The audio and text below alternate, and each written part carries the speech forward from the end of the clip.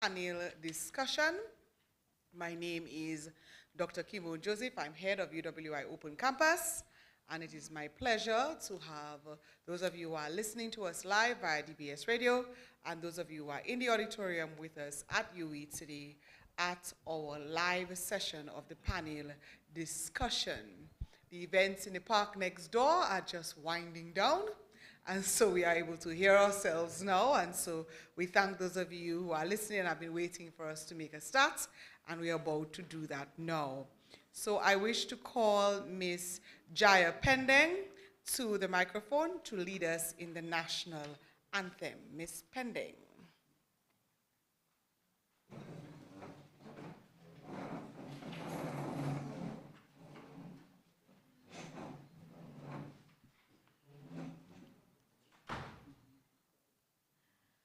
I love beauty, I love splendor, I too are so sweet and fair. All must surely gaze in wonder at thy gifts so rich and rare. Rivers, valleys, hills, and mountains, all these gifts we do extol. Healthy and soar like our fountains, giving cheer that warms the soul. Thank you very much, Jaya. Please remain standing as we will ask Dr. Mary Pascal Afana to lead us in the invocation in song. Dr. Mary Pascal. Thank you. For those who believe, we invite the Holy Spirit within our midst. And if you know this song, join me in singing.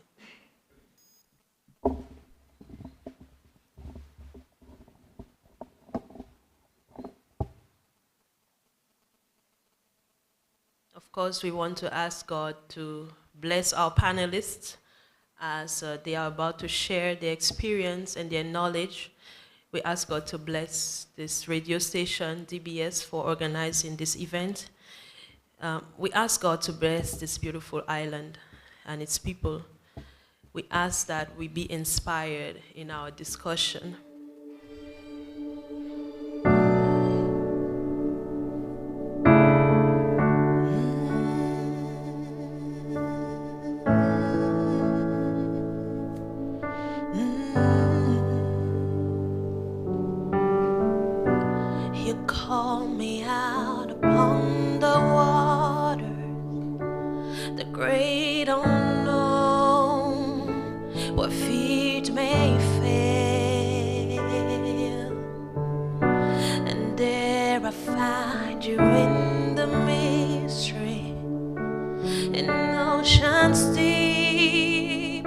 My faith will stand, and I will call upon your name and keep my eyes above the waves. When oceans rise, my soul will rest in your embrace, for I am yours and you are mine. Oh, you are mine.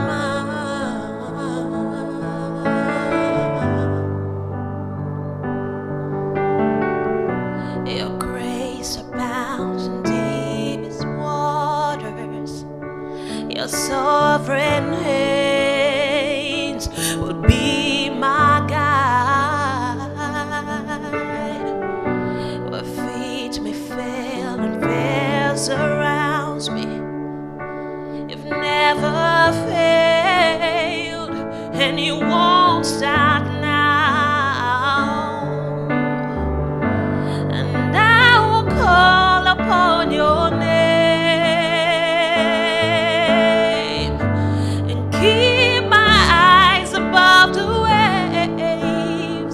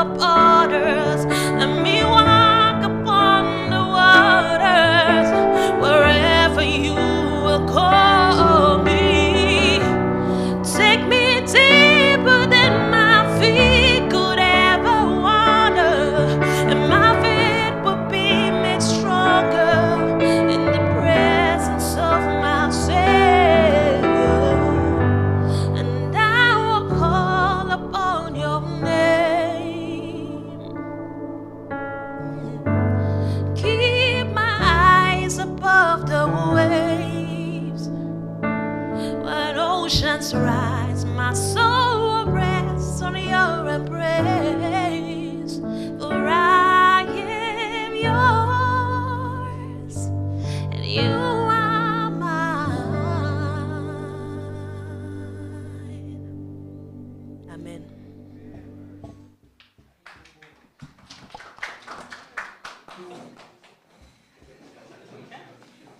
Amen. You may have your seats. As part of my duties, including being the chair, I am to give the welcome remarks on behalf of the University of the West Indies Open Campus. This is, of course, a collaborative effort between Dominica Broadcasting Corporation and the UWI Open Campus. This World Creole Music Festival panel discussion based on the theme, the World Creole Music Festival, Triumphs and Challenges. Mr. Cecil Joseph, manager of DBS Radio, and other members of staff of DBS, the staff of UWI Open Campus, students, alumni, and friends of UWI Open Campus, as well as friends of DBS Radio, both in the auditorium and those listening to us live on DBS, media representatives, everyone, good evening. It is certainly an honor and a pleasure for me to welcome all of you to the UWI auditorium for this wonderful panel discussion.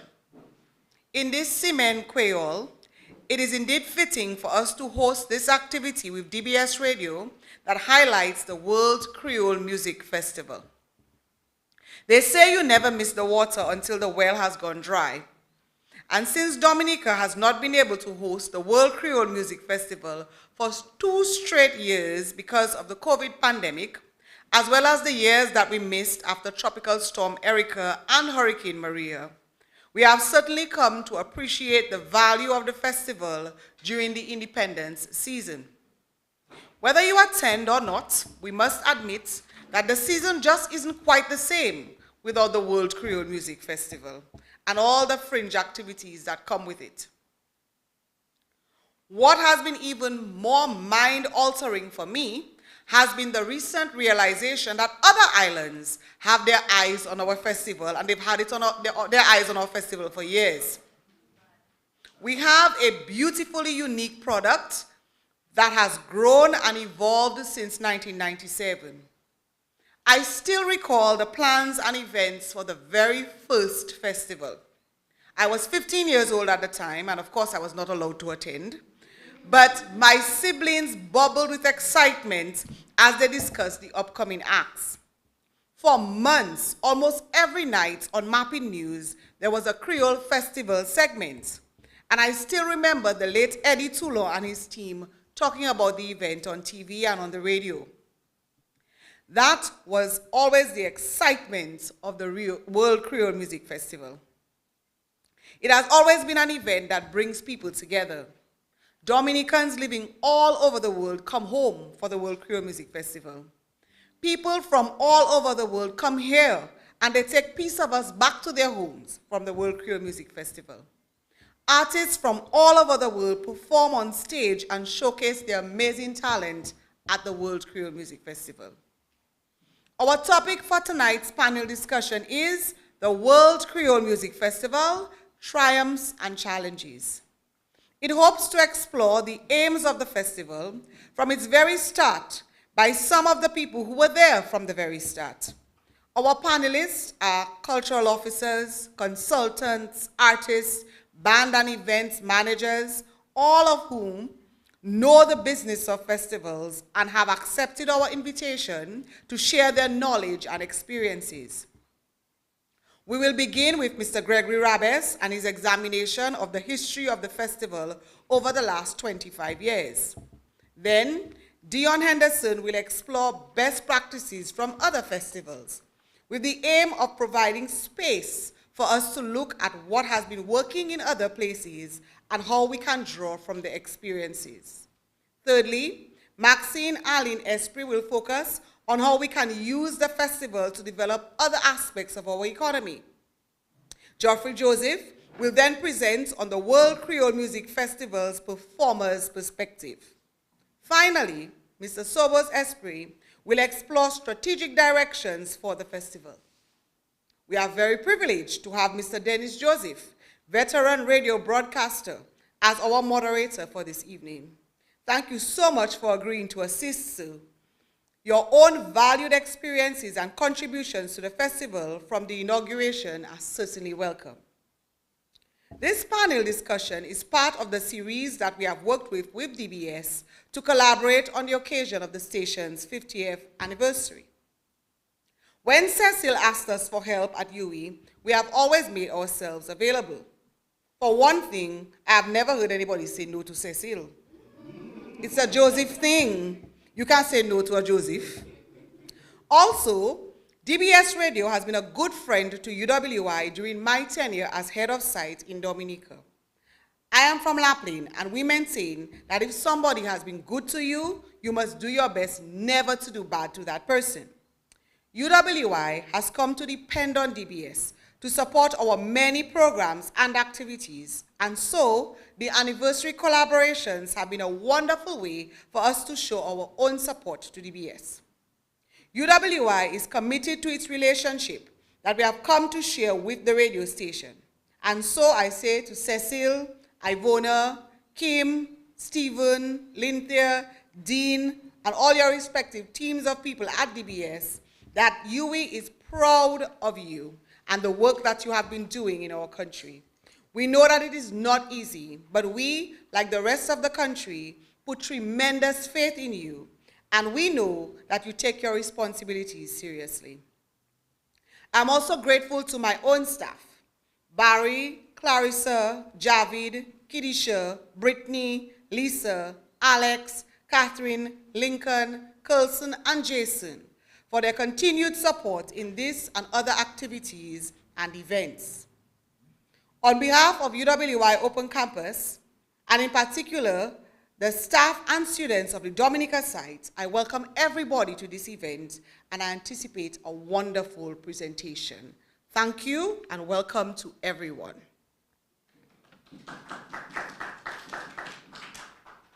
I now invite Mr. Cecil Joseph, who is the General Manager at DBS Radio, to give collaborators remarks. Cecil?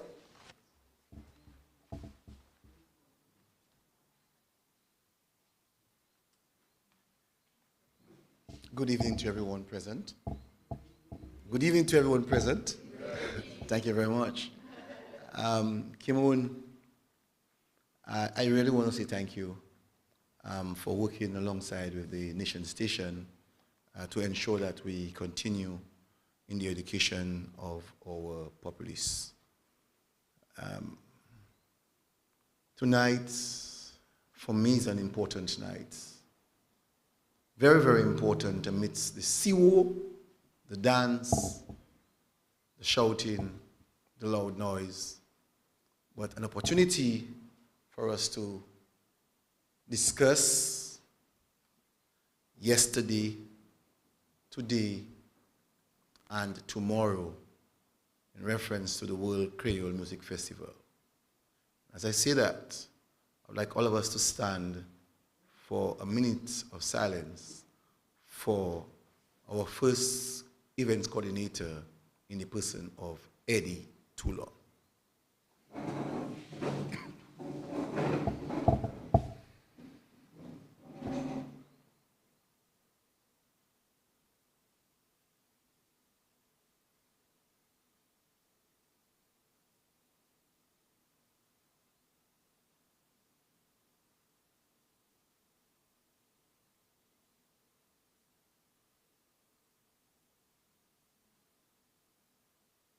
Thank you.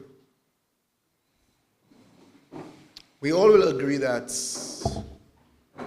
in 1997, when the World Creole Music Festival came on stream, that we were not so sure as to what the future held for the festival.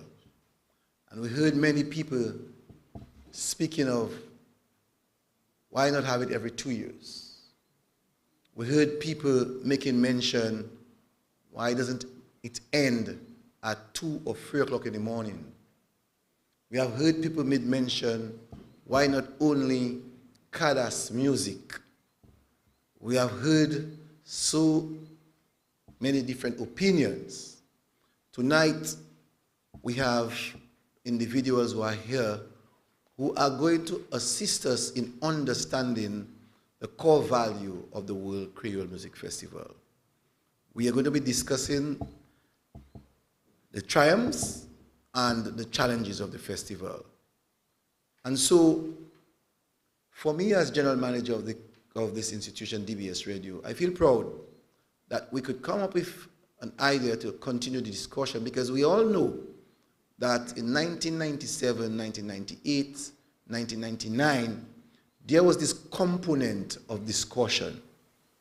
And somewhere along the line, that this component has gone. And so DBS Radio has seen the importance of bringing back that component and to ensure that people amidst the sea understand the true value of the World Creole Music Festival.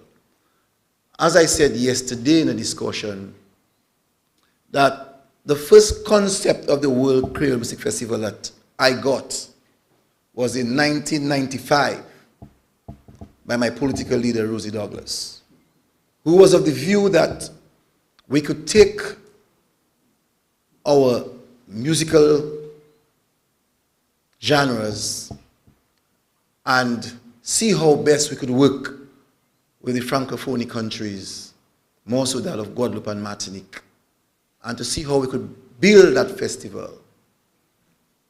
And from this, I am sure that some persons would have heard that and would have taken some of the concept, and today we have seen and witnessing the World Creole Music Festival.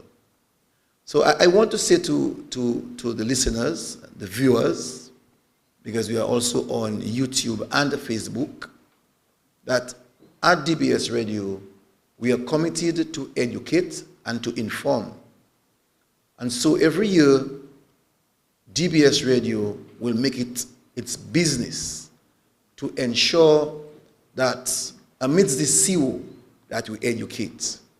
And I would like to admonish the audience out there who are actually listening.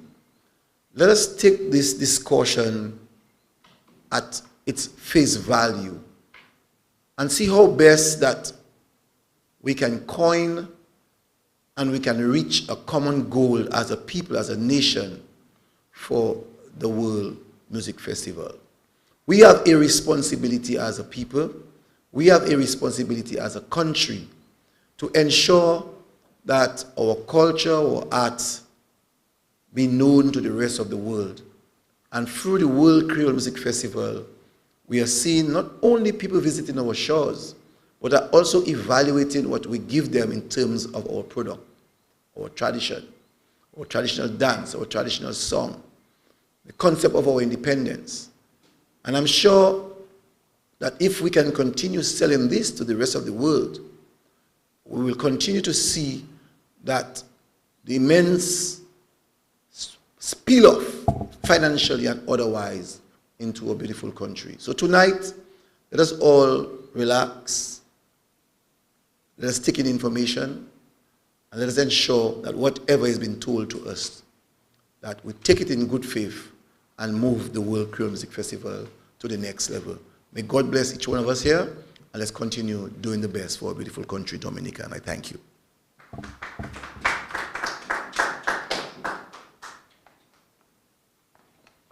Thank you very much, Mr. Joseph. I want to do a little bit of adjustment of my mic, so if you just indulge me.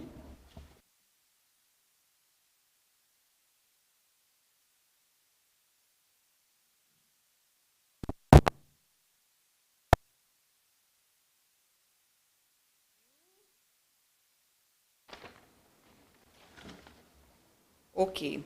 It is now time for us to move into the panel discussion. So I would like to invite Mrs. Ivona John Baptist Luge, who is the program director at DBS Radio, to come and introduce our moderator, Mr. Dennis Joseph. Mrs. Luge.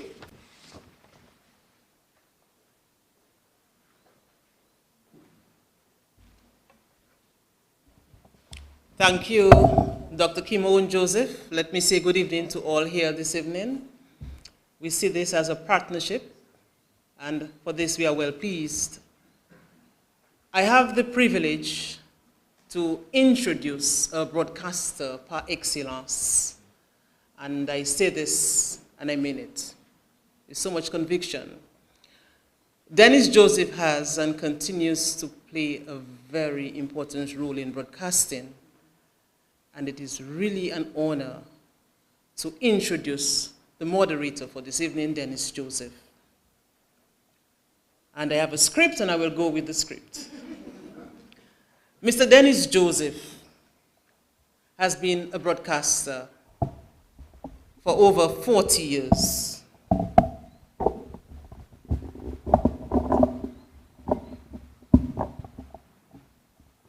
Sometimes in radio we say, I'll take that again, so I'll take it again.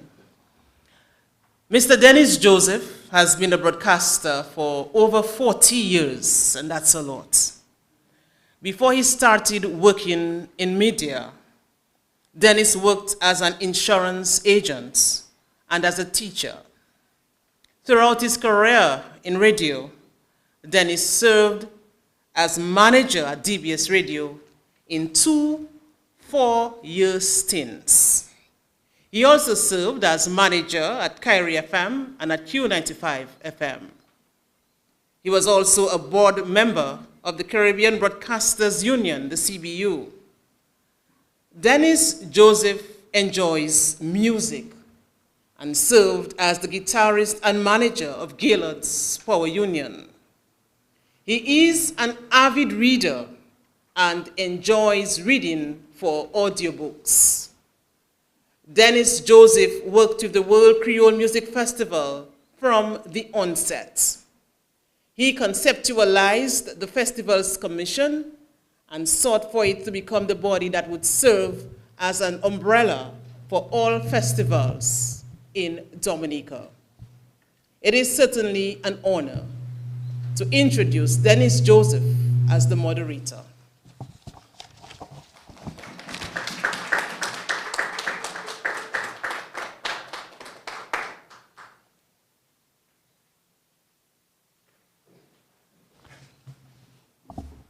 I noticed the mic.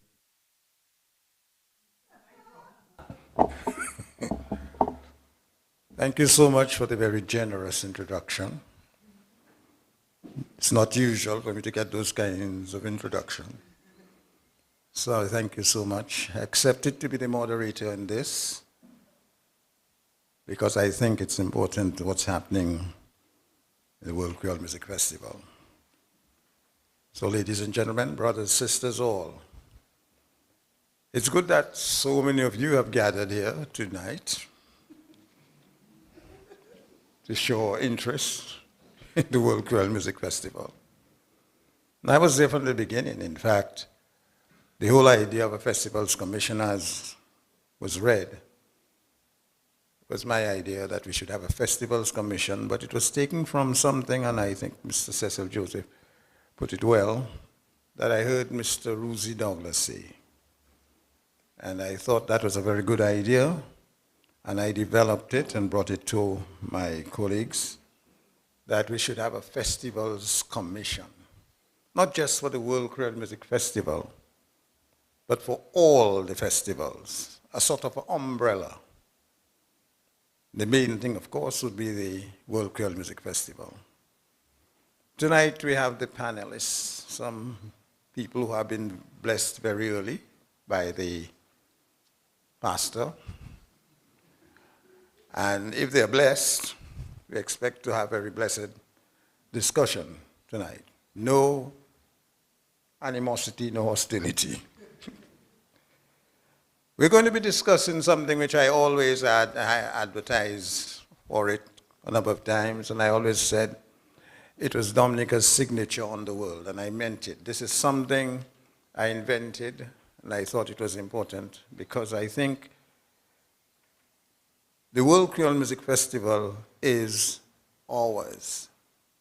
And sometimes I have my problems with that, but the panelists will go further in the discussion as to whether we have kept it as ours.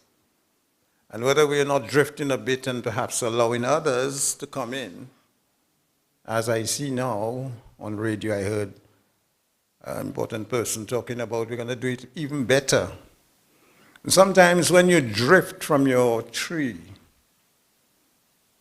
you find that you don't do the thing exactly as it was intended. The festival, when we started, was not just to be a Windsor Park show. It was intended to be an island thing. The whole country would be in a festival mode, not just to come to the park at nights, but all sorts of activities that would make this festival a bigger thing than just a few artists coming in and singing and going home for money. I do hope that at some point we will get back to that. But development is a funny thing. It goes where it likes. Sometimes you don't like it, but maybe it's a better thing. Tonight, I am the moderator, and I will have a stopwatch. And I'll read to you about the people that you see before you who will be talking tonight. To my immediate left, me or go wash Ashimea. Gregory Rabes. Mr. Gregory Rabes is a cultural and communication consultant, musician, poet, author, composer, and Creole activist. Gregory is a member of the National Cultural Council. I didn't know that. And a member of the Comité Poétique Creole.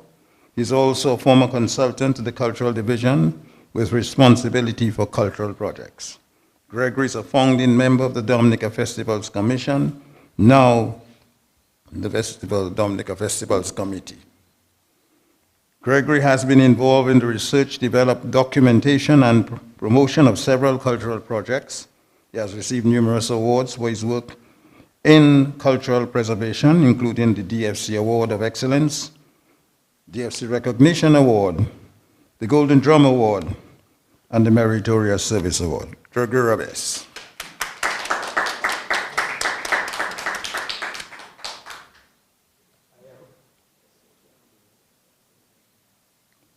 Next to him, to his left, of course, you may recognize the face. All you have to do is sing "Nous toi vai pour un," and you'll know who I'm talking about.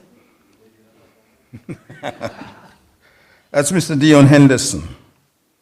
Henderson being a famous name, and who I must say right now, that was where the idea of having what was originally the Dominica Cadence Music Festival, which evolved into the World Quail Music Festival.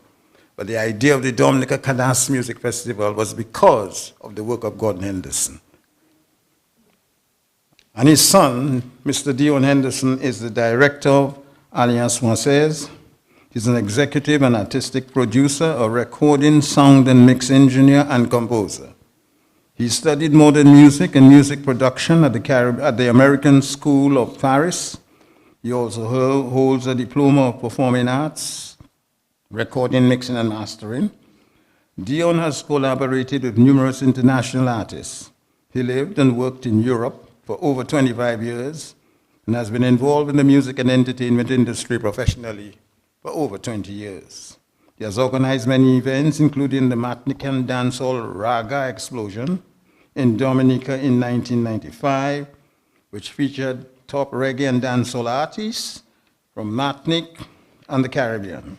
Since his return to Dominica in 2013, he started a company, Nature Island Linguistic International, Inc., that promotes language learning and tourism. Mr. Dion Henderson.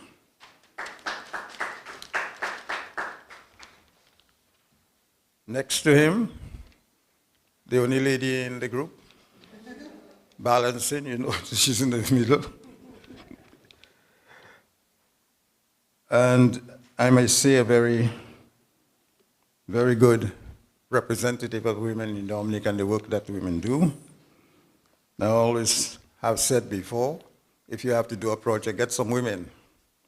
Men will tell you all kinds of things. We come in later, we'll see that. Let's look at that again. Women say, let's go. I've experienced that. Mr. Maxine,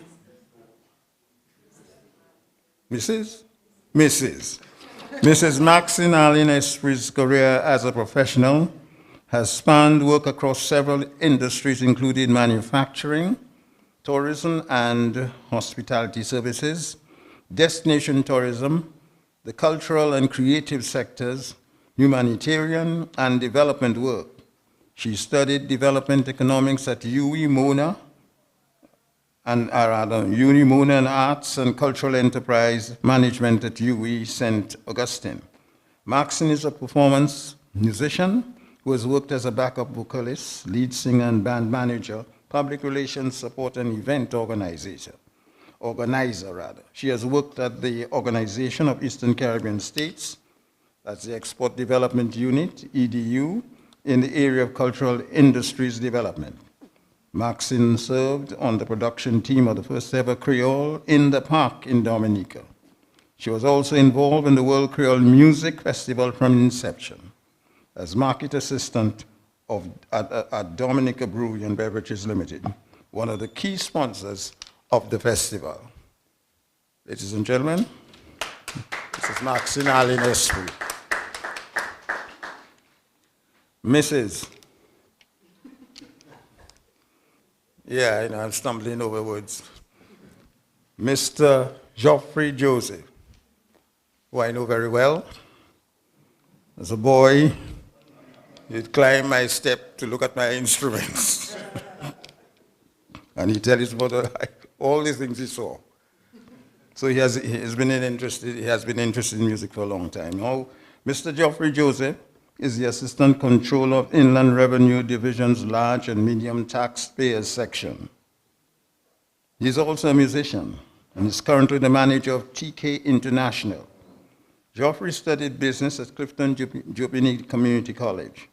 A lifelong learner, Geoffrey has successfully completed numerous continuing and professional education courses, including several International Monetary Fund, IMF audit training programs, as well as certificates in service, quality leadership, and developing leadership presence. Geoffrey began playing music at the age of 4. I'll say that again. Geoffrey began playing music at the age of 4, and I began at the age of 14. And was formally enrolled at the Valina Leighton School of Music at age 7, from his first band that he founded with school friends, Juveniles at near Stardom, JNS, to stints with Wasin Warriors, Partners in Crime, and Raw Rhythm. Geoffrey's passion has been bouillon music.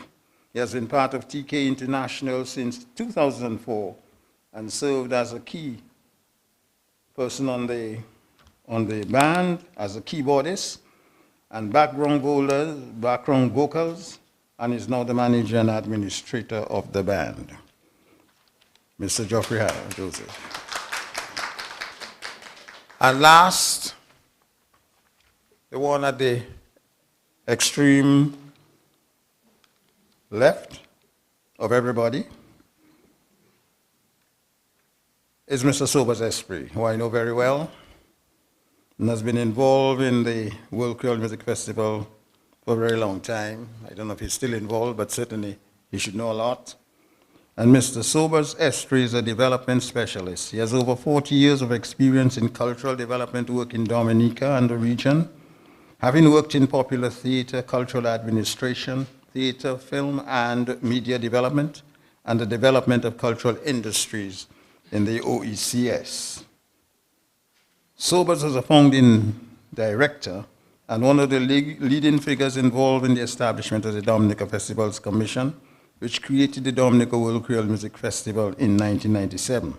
He has served on event management teams for the W.C.M.F. and other national festivals, including Dominica's Carnival celebrations and the Jazz and Creole Festival. In addition, he served as a member of the steering committee of the Caribbean Development Bank, or rather the Caribbean Development Bank funded Creative Industries Innovative Fund, CIIF, a member of the CARICOM Working Group on Regional Strategies for the Development of the Creative Industries, and a member of the UNESCO Transcultural Expert Group in the Caribbean, Sobers Esprit. I am sure I didn't hear that applause. Let's give the panelists a hand.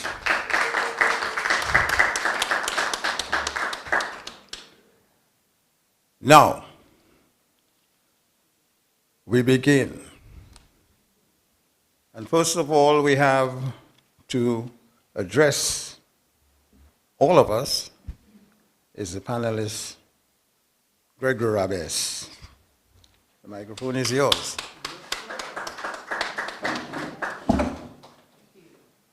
One other thing, avant moi oublier, you have 15 minutes. So nobody must come there and think, well, this is my turn to speak. You have 15 minutes. I have a, you see this yellow thing there? It says Pela. Yes. All right. Gregory Rabes.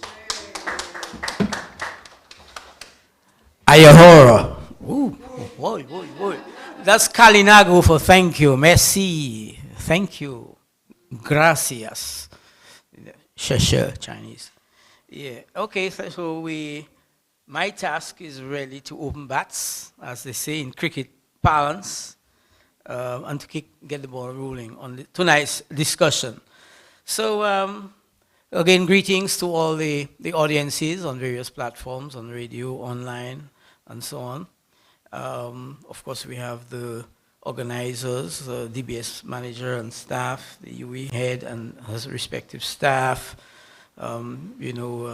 media persons represented, and the guests here, here in the flesh, it might say.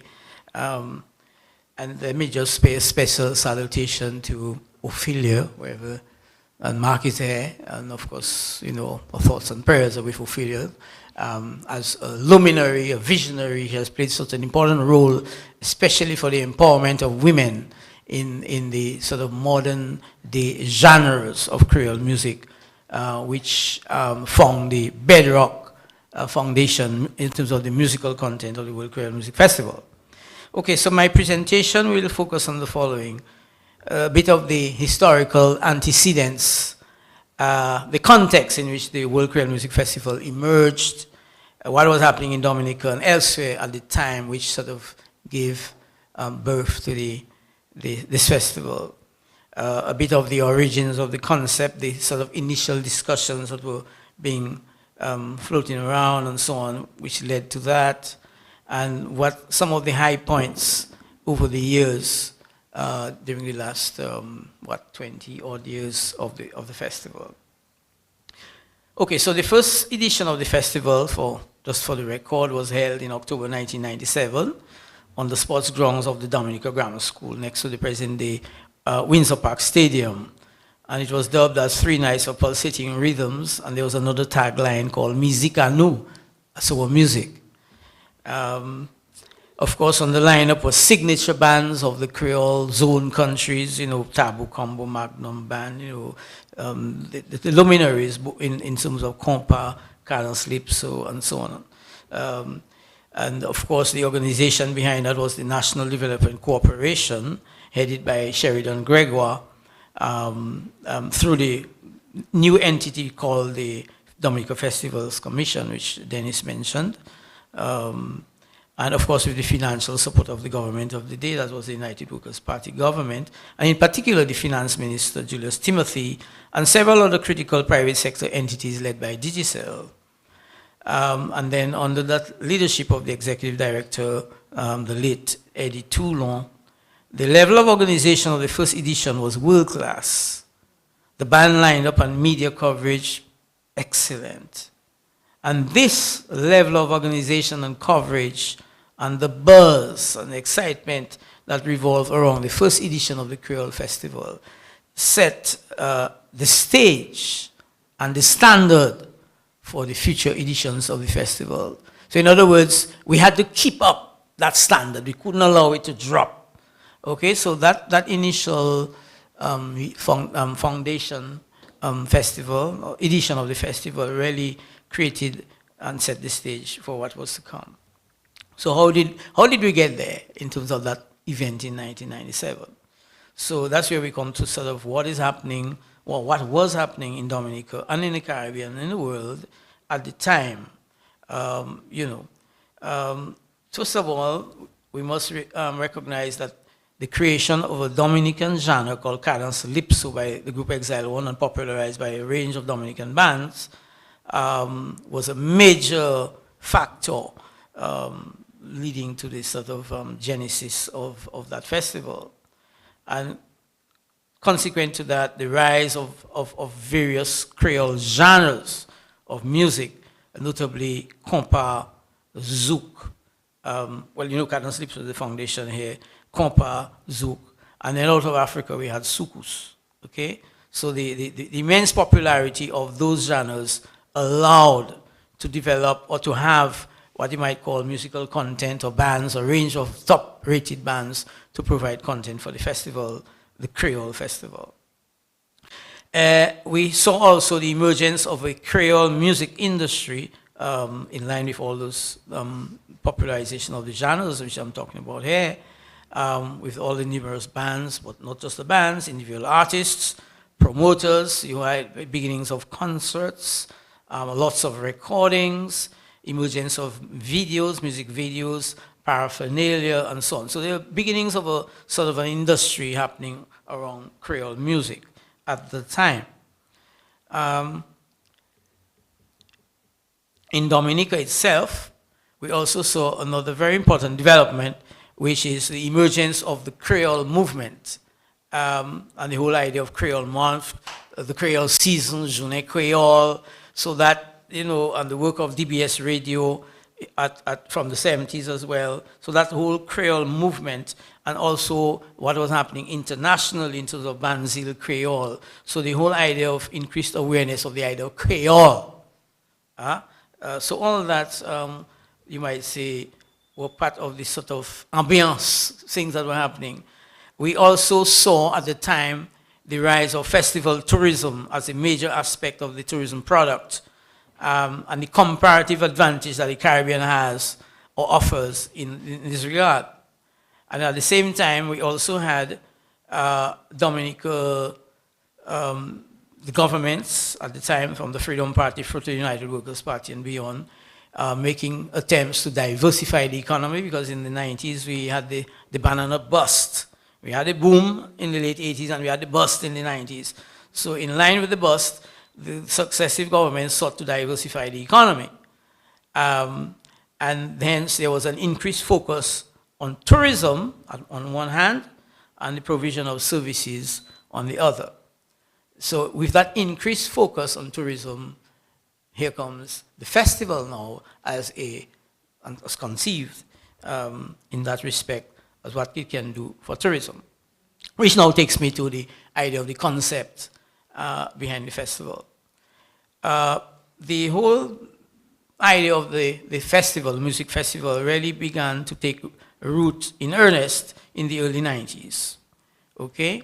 And there were lots of just people would meet. I mean, me and Mark would probably meet on the street corner and talk about the idea, So yeah, there are lots of informal things being bandied around. Mention was made at the political level in terms of the late Rosie Douglas. You had persons like Atherton Martin, Gordon Henderson himself, Sobers here, Mark, we mentioned Fred Nicholas, Eddie Tula himself, a range of different people in the field, Dennis Joseph himself. Really the idea has been floated and bandied around as well. At the time, and before that too, there were two, what you might call cadence calypso competitions. One was held on the auspices of DBS Radio, that's in the Newtown Savannah, and one was held under the auspices of the Cultural Division at the Old Market. So we had in practice the idea of a cadence festival. Now, at the level of the National Development Corporation, the idea of holding a festival emerged under the tenure of Charles Savrin, who is now the president of Dominica, who was the general manager at the time. In fact, he convened a committee to look at the possibility of establishing a music festival. But then his tenure was short-lived, the government changed, and entered a new government of the United Workers' Party. So a lot of administrative changes, and within the NDC, you had Sheridan Gregoire, who became the new head, and Julius Timothy, the new Minister of Finance. And these were two very important people at the level of government who really pushed the idea forward, even if you had some skeptics within the same government. You understand? Because that's normal. I mean, you have the people who take the risks and so on, and people who say, boy, that big thing there, boy, you can handle that? Can you handle it? Yes, let's do it. All right, kind of thing. So you had that situation. So eventually, under the leadership of Sheridan Gregoire, you had, again, another convening of persons: Mark Murray, Gordon Henderson, Michael Fedel, Ronald Lander, Sobers himself, Colin Piper, Sandra Corrett, Kathy John Jules, Steve Hyacinth, Dennis himself, Reggie Burke, Kelly Ghost Williams, Oliver St. John, Eddie Toulon. Things began to get discussed in real time and in serious shape. Now, in that discussion, you had different ideas being floated. We talked about the idea of a Calypso festival initially, but this was found to be too limited in its ambitions. So the idea was broadened to reflect an international thrust for the festival, hence the emergence of the word world to reflect this international dimension. But we also know that world is a label attached to music that comes out of the third world. So that is I'm seeing that 5 minutes there, so I just start batting. So anyway, let's proceed. So the festival, in all of that discussion, then we had the idea of Creole. What is it that can make the festival unique as a festival? So the idea of Creole came about. So we have the international dimension and we have the particular focus. So then in 1997, the first edition was held. And there were two essential objectives of the festival. One was a tourism component to bring in the numbers, and the other component would be the development of the music industry and the wider cultural industry sector. So any serious critique of the World Creole Music Festival must factor these two fundamental objectives at the beginning of the festival. And of course, and over the years, there were quite a few initiatives in the early years. Let me just signpost them very, very quickly. There was the Creole Symposium. I think we had about 3 editions, and me and Sobers were directly responsible for coordinating the symposium, which linked the festival to the wider international Creole movement. There was another initiative, which is the production of a commemorative CD. I think we had 3 albums. And the importance of that work is allowed for the further development of calypso genre. It allowed for fusion and experimentation and that kind of thing. We had the creation of an all-star band, which provided engagement for top local musicians who would not normally perform at the festival, but help to support individual acts and so on. And over the years, of course, certain things changed. We had organizational changes from DFC, that's the Jamaica Festival Commission, to another DFC, which is the committee, and so on.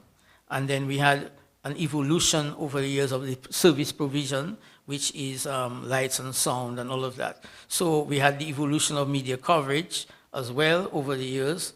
So over that period, the festival met its various objectives, musical, tourism objectives. I have lots of statistics on that provided by Dr. Kiefners, but suffice it to say that the festival is one of the top festivals in the Caribbean in terms of cost-benefit ratio.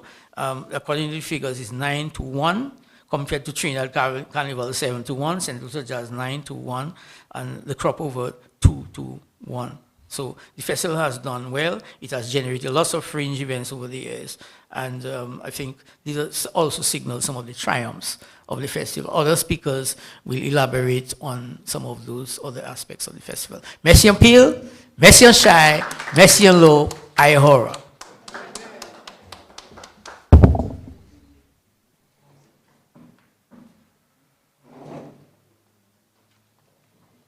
Thank you very much, Gregory Rabes.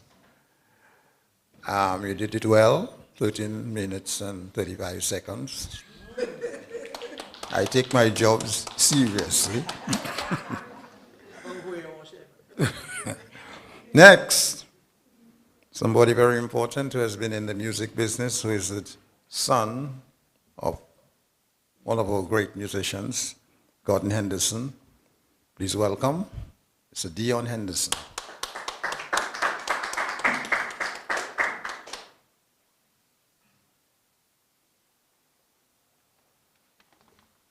Good evening, everyone.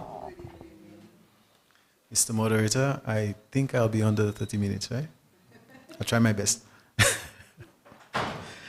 Okay, I'm going to speak on the topic, lessons from best practice in regards to festivals.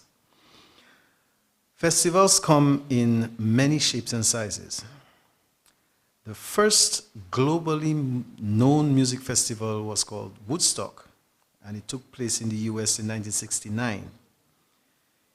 It was later copied by the UK with the Isle of Wight Festival, and almost all over the world, including Dominica, when the late Loftus Emmanuel held his 3-day festival on the Newtown Savannah.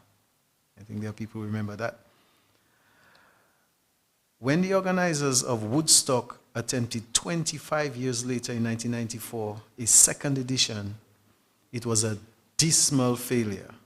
There's actually a movie on Netflix that tells the story. This may be proof that there is no blueprint for music festivals.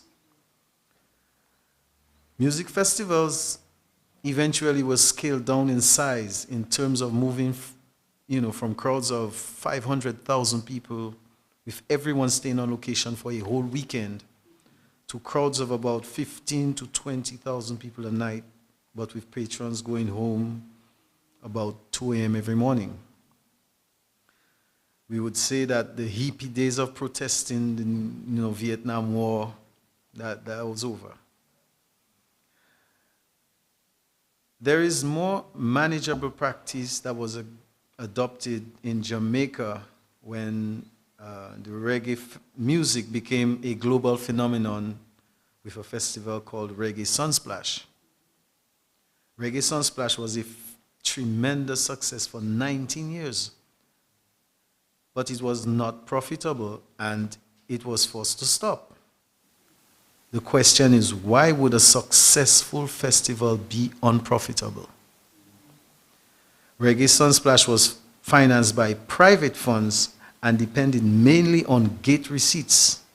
Meanwhile, the airline companies, hotels, restaurants, the government, the artists, and other businesses became major beneficiaries, and the organizers were losing money. The organizers failed to get sufficient participation from the beneficiaries. On the other hand, the World Creole Music Festival of Dominica has surpassed the Sunsplash by 3 years so far, and finances are mainly government and sponsorship from the corporate sector.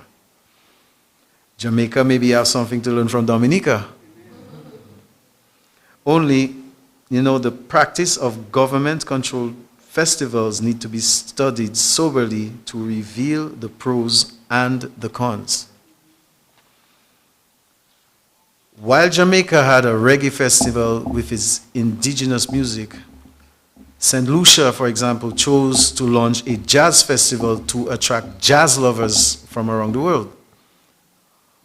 Although it was mainly funded by the government, it did have popular support, but since St. Lucians prefer by way much more country music to jazz, fewer and fewer jazz lovers attended as time went on. That too was discontinued. Today, the largest festival in the world has returned to the Woodstock formula in the US, and it is so popular and successful that it is no longer considered a music festival, but an event that everyone wants to attend, irrespective of who's performing.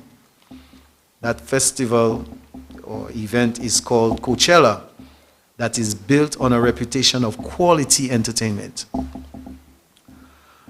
So, the question is, what have we learned from Woodstock essentially being a rock festival, Sunsplash, Reggae Sunsplash, a reggae festival, or St. Lucia Jazz Festival, or even Coachella?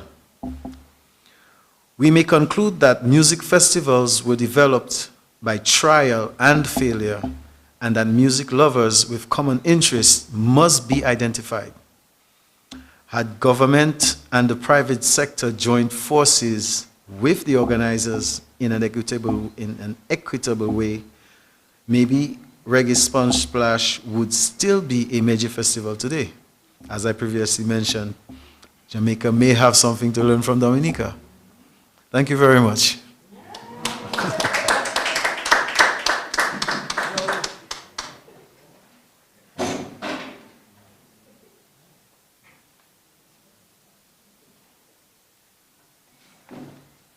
Five minutes.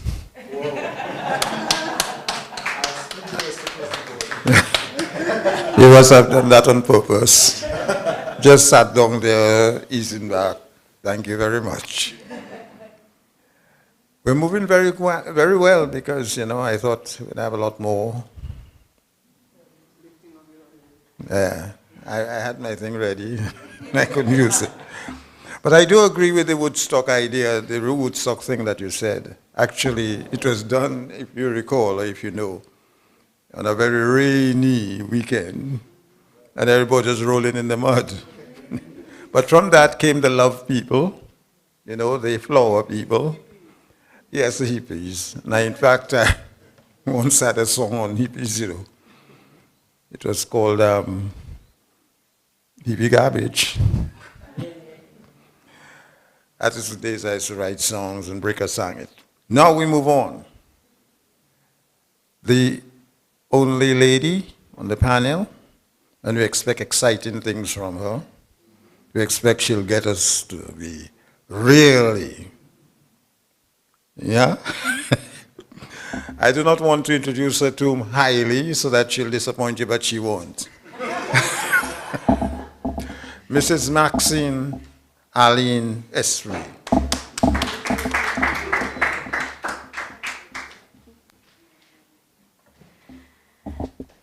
Thank you, Mr. Joseph. Yeah, that's fine. All right, good evening to everyone here and to everyone listening and looking as well, and to my fellow panelists. Dion, you didn't give me much chance to catch my breath. I mean, I was expecting, but you were short, sweet, and straight to the point. So I am presenting on the topic, More Than a CWO, the World Creole Music Festival as a tool for broader economic stimulation.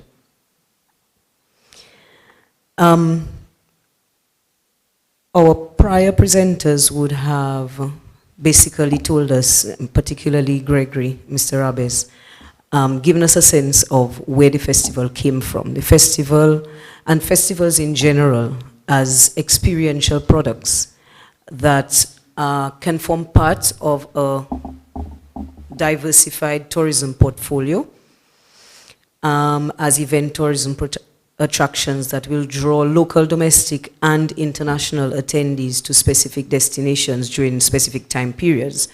And that is, Kimon will like this, an academic definition from Anderson and Gates. The Creole Music Festival was established in 1997 to boost economic activity through increased tourism arrivals during the trough periods of September to December. what you would find is that we would have quite an active summer travel season, particularly from the French West Indies. And then all around the world, I think September is a hard month, back to school. And from September all the way through until Carnival, actually, you would have had a drop in tourism arrivals. And that would have affected the commercial sector quite seriously. In addition, there was the intention to promote Dominica's arts, music, and entertainment industries and to cement Dominica's Creole brand. Hence, the festival being pegged on International Creole Day, the final Friday in October, and Mr. Rabes did not blow his own trumpet in terms of his role in establishing that International Creole Day, Journée Internationale, right? This is not just a Dominica Day, actually. The final Friday in October is recognized throughout the Creole world as International Creole Day, and this is an idea that was pitched by Mr. Rabes. Am I wrong? Am I wrong? Anyway, we'll clarify. All right.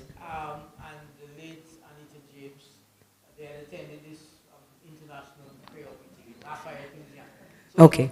So it's a, yes, and I agree, this is always, the timekeeper is waving because you're taking out of my time. But yes, and as with all things creative and cultural as well, there are always many players into creation of these things. So yes, appreciate that. So we look at the economic impact. Unfortunately, I was intending to show this presentation, so I had a little graphical representation of it. But what we can see really is that overall, in terms of tourism arrivals between 1996, let's take the year before the festival, until 2019, because obviously in 2020 and 2021, we had a shutdown of the whole travel industry, really. And so there was no World Creole Music Festival. What we see is that while the travel industry within the trough months of September, well, October, really, was impacted positively by the festival, our overall figures have not grown very much. So our overall figures have remained between, in 1996, we were looking at 104,000 arrivals, approximately. It rose to about 123, 125,000 between 2004 to 2006. Dropped back down to 108,000 in 2009, and 2016 we have about 115,000 as a bit of a peak. Then we had Maria, and there was no festival, but then we had other factors affecting travel. So we had lots of people coming in for relief. We had lots of people from the diaspora coming in to assist with recovery and so on. And so you still have, a decent arrivals figure. And then in 2019, you see a significant peak, actually up to about 150,000. And in 2019, the statistics showed that 48% of the arrivals for the World Creole Music Festival came from the French West Indies. 2019, you had people like Buju Banton headlining the festival. You also had Exile One, you had Bunji Garlin, you had Patrice Roberts, some well-known names. And here we come up on the argument and the discussion about what is Creole music. What do we use to define this word Creole? What do we include and what don't we include? So I'm going to backtrack, because in my introduction, one of the things that was said was that at the time of the launch of the festival, I worked with Kubuli. I was the marketing assistant, working very closely with the general manager, Michael Fagan, who at the time was also at the table talking about how do we develop this festival? What is this festival going to look like? And he had a vested interest in development of this World Creole Music Festival, and Kubuli was, well, Dominica Brewery and Beverages, under the headline of Kubuli, was a committed sponsor that the festival knew they could count on from day one. And that was not just for the love of music. That was because when tourism arrivals, I mean, aside from Michael's love of music, but when tourism arrivals were low between September and February, commerce was also low.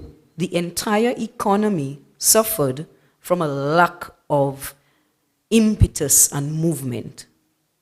And therefore, you found that, and Dion just alluded to it, this festival grew out of a partnership of the Tourist Board, essentially, which was the National Development Corporation at the time. They were the leaders in the government sector as far as tourism was concerned. And the private sector, who saw that there was benefit to be gained from having this event, and the creators, which would have been represented by people like Gordon, Mac, Dennis, Eddie, who had a long history in this music, all coming together to sort of design this thing and build this thing in a way that it would be authentic and hopefully successful. To date, there has been one technical report that fully assessed, as far as I am aware, the economic impact of music festivals in small island development states. This was Dr. Nurse in 2001. The report found, and he has also, well, the report found that in the case of the Caribbean, music festivals may make an important contribution to the wider economy through increased employment opportunities, tourism arrivals, tax receipts, and spillover effects to the ancillary sectors. Example, sound, light, stage, logistics, and production. This is because small island states have a commonality of a limited on-island market. And therefore, festivals provided an opportunity to increase the number of people, the number of consumers on island at a particular time. In 2004, Dr. Nurse again did a study and found that the return on investment was 9-to-1, meaning that for every $1 invested into the festival, $9 was obtained in the wider economy. I've also understood, I've not seen that report, but I understand that Mac and a few other people did also a study in 2011 showing a return of investment of 5-to-1. This is what I was told by the current executive director of the DFC. Okay, so again, I stand to be corrected. This is information that was given to me. But 9-to-1, and this was shown to be among the highest, I believe it was the second highest in the Caribbean in terms of return on investment. However, so in other words, what we see is that tourism arrivals don't tell the entire story. It's not just about the number of people who come onto the island. It's also about the induced demand. So this is what the festival is supposed to do. It's supposed to generate demand for goods and services.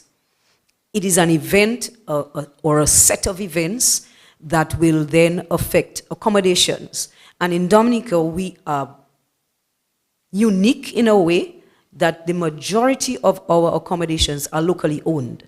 And therefore, the impact is different than it could be in a country where you have large foreign ownership of tourism plant, which is very usual, actually. So we are quite unique in that. Rental of vehicles, taxis, supermarkets, food and beverage providers, entertainment, advertising, souvenirs, local products, including fashion, and we've seen the fashion industry burgeon in Dominica over the decades. tourism sites. And then you also have on the public side, departure tax, value-added tax, accommodation tax, driver's licenses being renewed, liquor licenses being renewed, food handlers' permits being purchased. So the effects, the economic effects of the festival are not just about the gate receipts. It is about the full range of services that this festival or festival and related activities induce the demand for. Let's look at the promotion of Dominica's arts, music, and entertainment. And I would say that there has been, the festival has created exposure so that you have had young people aspiring and being motivated, observing people who are more experienced maybe than they are. And then you've seen over time, we started off hiring all sound, light, tents, and everything was being imported. Everything. Every single thing was imported. And you saw over time that that has changed. And we now have several companies actually providing sound, lights, stage, and tents. And we've become self-sufficient in that. You've seen the networking between artists, local artists with other Caribbean, African, and Creole artists. You've seen the revitalization to some extent maybe of some groups and genres. And we can look at, for instance, Midnight Groovers that maybe did not have this kind of stage on a regular basis in Dominica. And many people would come from St. Lucia in particular, I think, to see Midnight Groovers because this is a band that for them is legend and they don't get to see them very often. You have Kassav even in terms of in the Dominica market and in the Caribbean market, not Martinique and Guadeloupe, but the English-speaking Caribbean, being exposed to Kassav and seeing them perform and keeping that music alive. Exile One. Then you have the fringe events, and you have things like the National Development Foundation's Creole in the Streets. You have the Creole in the Park at the time. Now we have Tea Village Creoles. Those are promoting art, cuisine, and music. So it's not just about music anymore. It's about the Creole Baudelaire, about food, right? So you have the expansion of this thing to not just be about music anymore. Even, I would venture to say, things like Madame Wop Duet and Creole Day and the whole independence celebrations actually would have benefited from the fact that more people are being enticed to come into Dominica and exposed to these events. And I would also venture to say that this has built a sense of what Rosie had and what Athi has and what Dennis and Gordon and so many of these establishing names, Mac and Eddie, which is a sense of pride, national pride and confidence and a can-do attitude. And so we see that the festival has increased the pride in supporting our local artists. When our local artists perform, our local crowd stays. I mean, local artists close the show. And the fact that the crowd does not leave means that those who are visiting realize, hey, maybe there's something I should stay for because the park is not emptying out. You see the increased pride in the wearing of the national wear and Creole fashions and the chapeau pie and the flying of the park, the flag, and the speaking of the language. As a matter of fact, you begin to feel a little left out si ou pa ka pale un petit peu Creole. On y peut parler un petit peu Creole. Right? And so I would say that we have been successful in increasing the number of visitors during the trough period. We have been successful in stimulating the economy, in promoting art, music, fashion, culture, and the associated industries. Now we even see that sports is coming on, and so we have the launch of the Creole basketball tournament, right? So this is spreading. But are we maximizing the benefits? For instance, when we promote the festival, is it really inclusive? So we've had Creole in the park, and now we have Tea Village Creole. People are coming in from Monday, but we're not actually promoting a one-week festival. We're promoting 3 nights still. And I ask, is that the best approach? Are we reaching new markets and new money, or are we still not confident enough to reach beyond the Dominican diaspora and Martinique and Guadeloupe, which are easy to get to? And is this Creole music exotic to Martinique and Guadeloupe? Or should we really be trying to get Barbados and more Trinidad and more, where the Creole music is more exotic? It's just a question, right? Is there island-wide benefit? And that's another one. So the hotels, the properties in Portsmouth and Anse-Deme and La Plaine, are they benefiting from this festival? Are we able to spread that more? Are we really doing meaningful networking, education, art, music, culinary, cultural industry growth? Are we creating those exchanges? What about the academic side of it? Are we inviting music students here for particular activities? Maybe the big names that are on stage might not be interested, but we do have music students as well.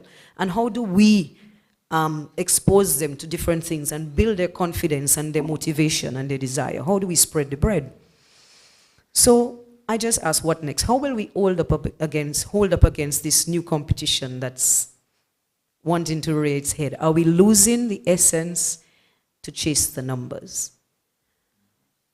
All right? So I just want to close with this. Self-confidence is the foundation of all great success and achievement. It is not a lack of ability or opportunity that holds us back. It is only a lack of confidence in ourselves. It's more than the music. Thank you.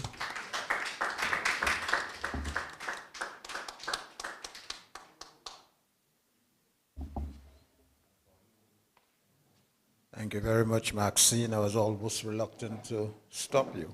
Yeah. But I let you take some of Dion's time. I probably worked it out between you.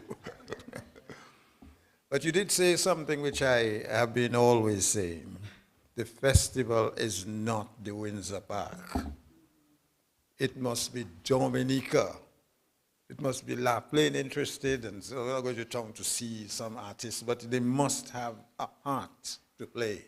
That was the original intention. And that is why I said at the beginning, we seem to have lost our way somewhere. Now, the big band.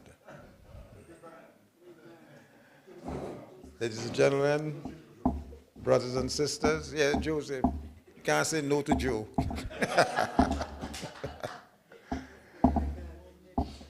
Geoffrey Joseph, TK International, musician, arranger, and of course, one who has been involved in the World Creole Music Festival on stage and the last lap and having everybody jump in the mud. You know that. Yeah.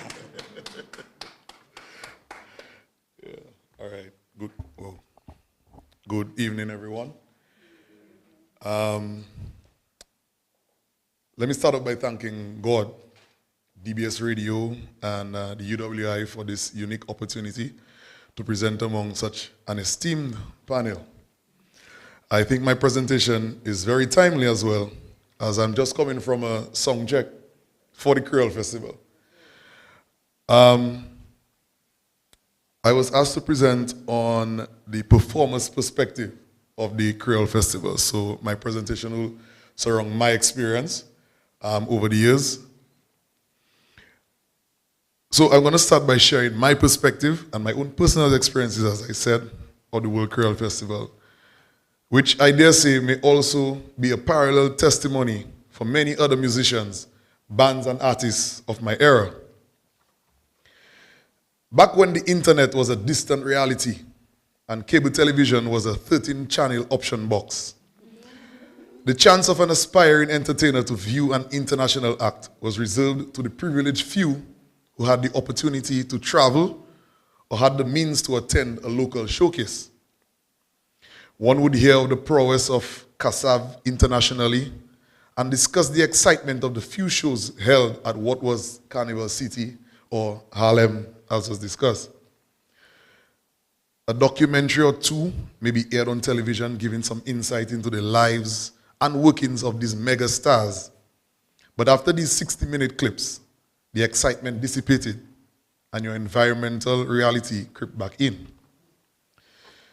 These moments were indeed inspiring, but also humbling as a musician, honing your craft locally with the hope of a big break. Entertainers who could afford were able to hire music distributors and publishers to get their product out.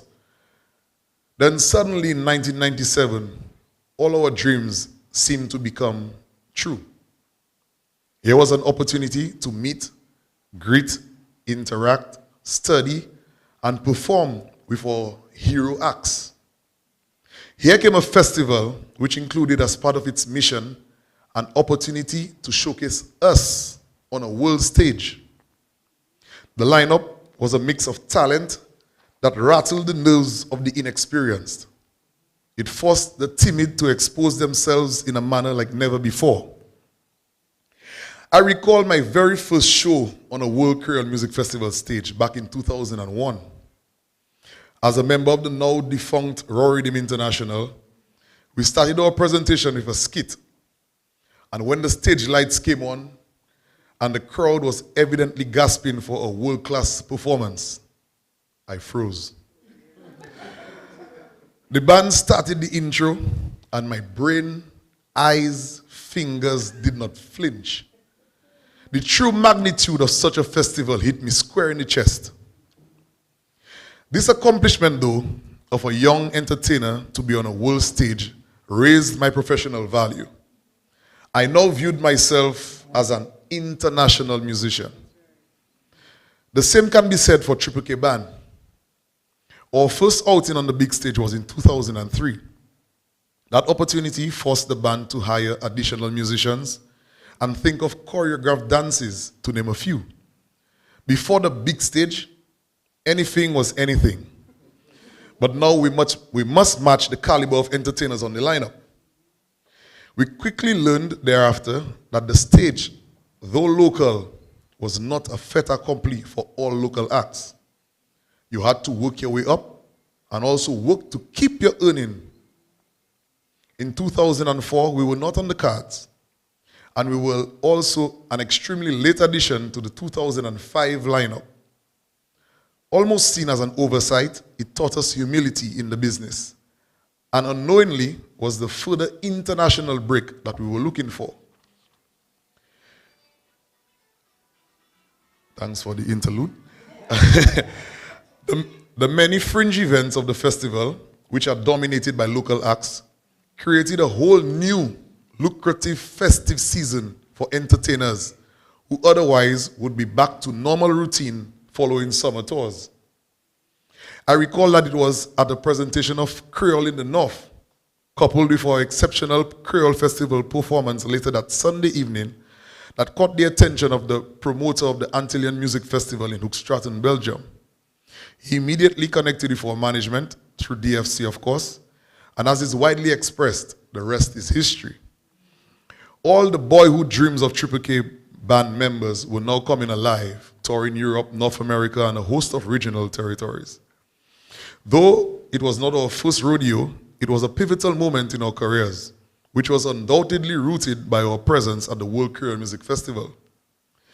It was after this run that Leroy Waddix Charles Esquire coined us international, and that's a term that has made its way into our current brand. Ever since that 2005 appearance, we have made it on every succeeding presentation of the festival, which I think may be a track record incomparable by any other act. Thank you. From our vantage point, the festival has no doubt been instrumental in the quality of production and performance of our local acts. It is an underpinning concern, though, when preparing for the festival each year. Is this presentation good enough? Have we thought this through properly? Do we have the right outfits? Are we sufficiently rested? Did the pyrotechnic guy get the proper run sheet? Which dancers do we use? Are our graphics in time with our production? And so on and so forth. Notably, we have pushed the envelope of performances at our festival to ensure that it remains memorable for the patrons and producers of the show. Members slinging in from stage rooftops, riding in on bikes, making fireworks presentations among a host of other antics. The sheer pride in knowing that we can be national ambassadors right here on home soil is a prize on its own. The opportunity to be on this stage for so long, however, has provided us with a first-hand catalogue of various shortcomings and failed expectations over the years. In our view, one of the festival's key performance indicators was to provide an opportunity for local artists to interact with overseas artists, an area which we recognize plays second fiddle to accommodating artists' preferential protocols. We do understand that it will not be possible to engage all artists due to various commitments. However, having had the experience of touring countless festivals worldwide, we know that the organizers can make the request from the artists for a social gathering that could foster meaningful working relationships. I must confess that artists' EPKs and other content had been disseminated to the various entertainers, but in this industry, nothing compares to a face-to-face dialogue and expression of interest. Backstage treatment has also left a lot to be desired. Too many times, we the local entertainers are asked to remain outside of the backstage area on the night of our performance until the act before us leaves. It is honestly a bit disrespectful for me to be told at 2 a.m. that, quote, you cannot come there now, artist X still there. Accommodation should be made available at some location in the venue for every performing act of the evening. We have also been on the sharp end of the self-bolstering sword, where persons granted certain levels of authority decide that the local acts are their stomping ground. On too many occasions, we have been forced to either cut in our performance time because the acts before us ran over their allotment, or even deciding that we as local acts should not sound check, but line check instead because the overseas entertainers took an extraordinary amount of time to complete the checks, and the technical teams won't have the time. There was an occasion where it was felt that the local acts should not be granted access to the venue other than on the night of the performance. International festival courtesies extend to even VIP access to performing artists on any night of their choosing. So this was a very discouraging moment for us. We also had to fight for the ability to negotiate terms of our performance, as for many years of the festival, local artists were simply instructed of the rate of performance, with minimal opportunity to rebut. There was a take it or leave it mentality, which was even further underscored by various clauses of the agreement, which at one point included a no other local performance 30 days prior phrase in the contents of the contract. While the festival gave us a boost internationally, it allowed us to then compare what international productions should resemble. We tried providing some feedback at various levels, but was seldom considered at one point. Seldom considered, and at one point we honestly regarded the festival as just another show. However, being the true professionals that we are, we regained our zeal and pride in this national product. It should be noted that there will not be an overseas performance of TK where we do not extend a huge invitation to come to our festival. We take every media opportunity while touring to highlight our festival and encourage everyone to attend. The attendance of fans of TK at the festival cannot go unnoticed, as the show coordinators on endless occasions have noted that they have difficulty placing us anywhere else but last because the people will go. Though this is disadvantageous to us as artists, as the majority of international media would have already left, we gladly accept this compliment. This has further been underscored by various officials of the festival over the years who remarked that at 4 a.m., scores of patrons would opt to pay full entry fees just to see their beloved Triple K.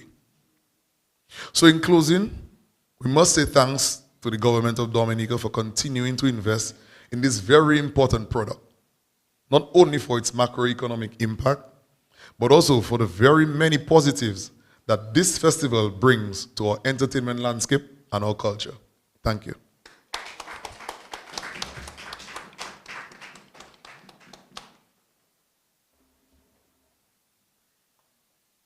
Thank you very much, Geoffrey.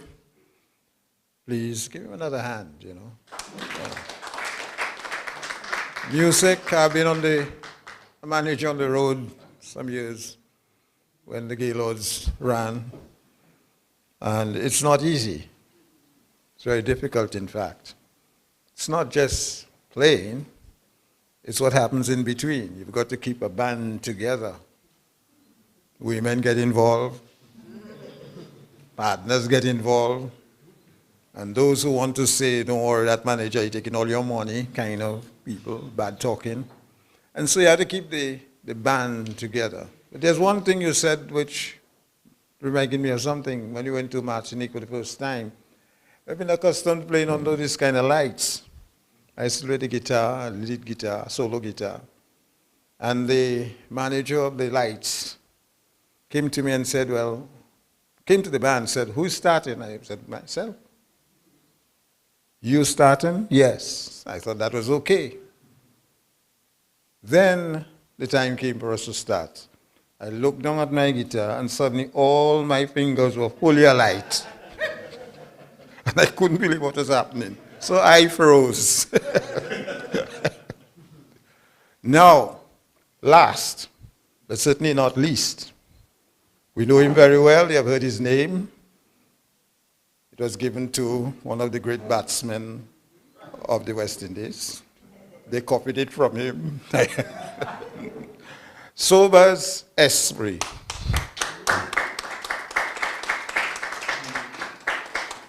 Thank you, Mr. DJ, the man of the master plan. Dennis, Joseph. You remember that, guys? Too young to remember that, Cecil? Yes. So I want to thank DBS and UE for the opportunity for me to present and to be part of this really important discussion tonight. So a lot has been said already, so I will try not to repeat some of the things that have been said. I think my fellow panelists have done a tremendous job in defining what the festival means to Dominica, its impact, and in some instances, some ideas for moving forward. My task is to identify and recommend a few areas I believe going to be important for us to be able to sustain this festival and make it globally competitive in the next 2-3 decades.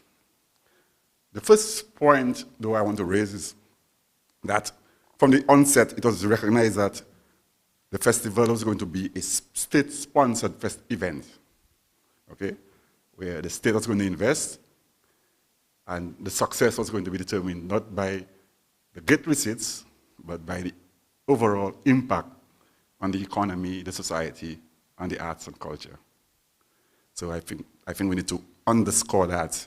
Otherwise, that festival would have disappeared already.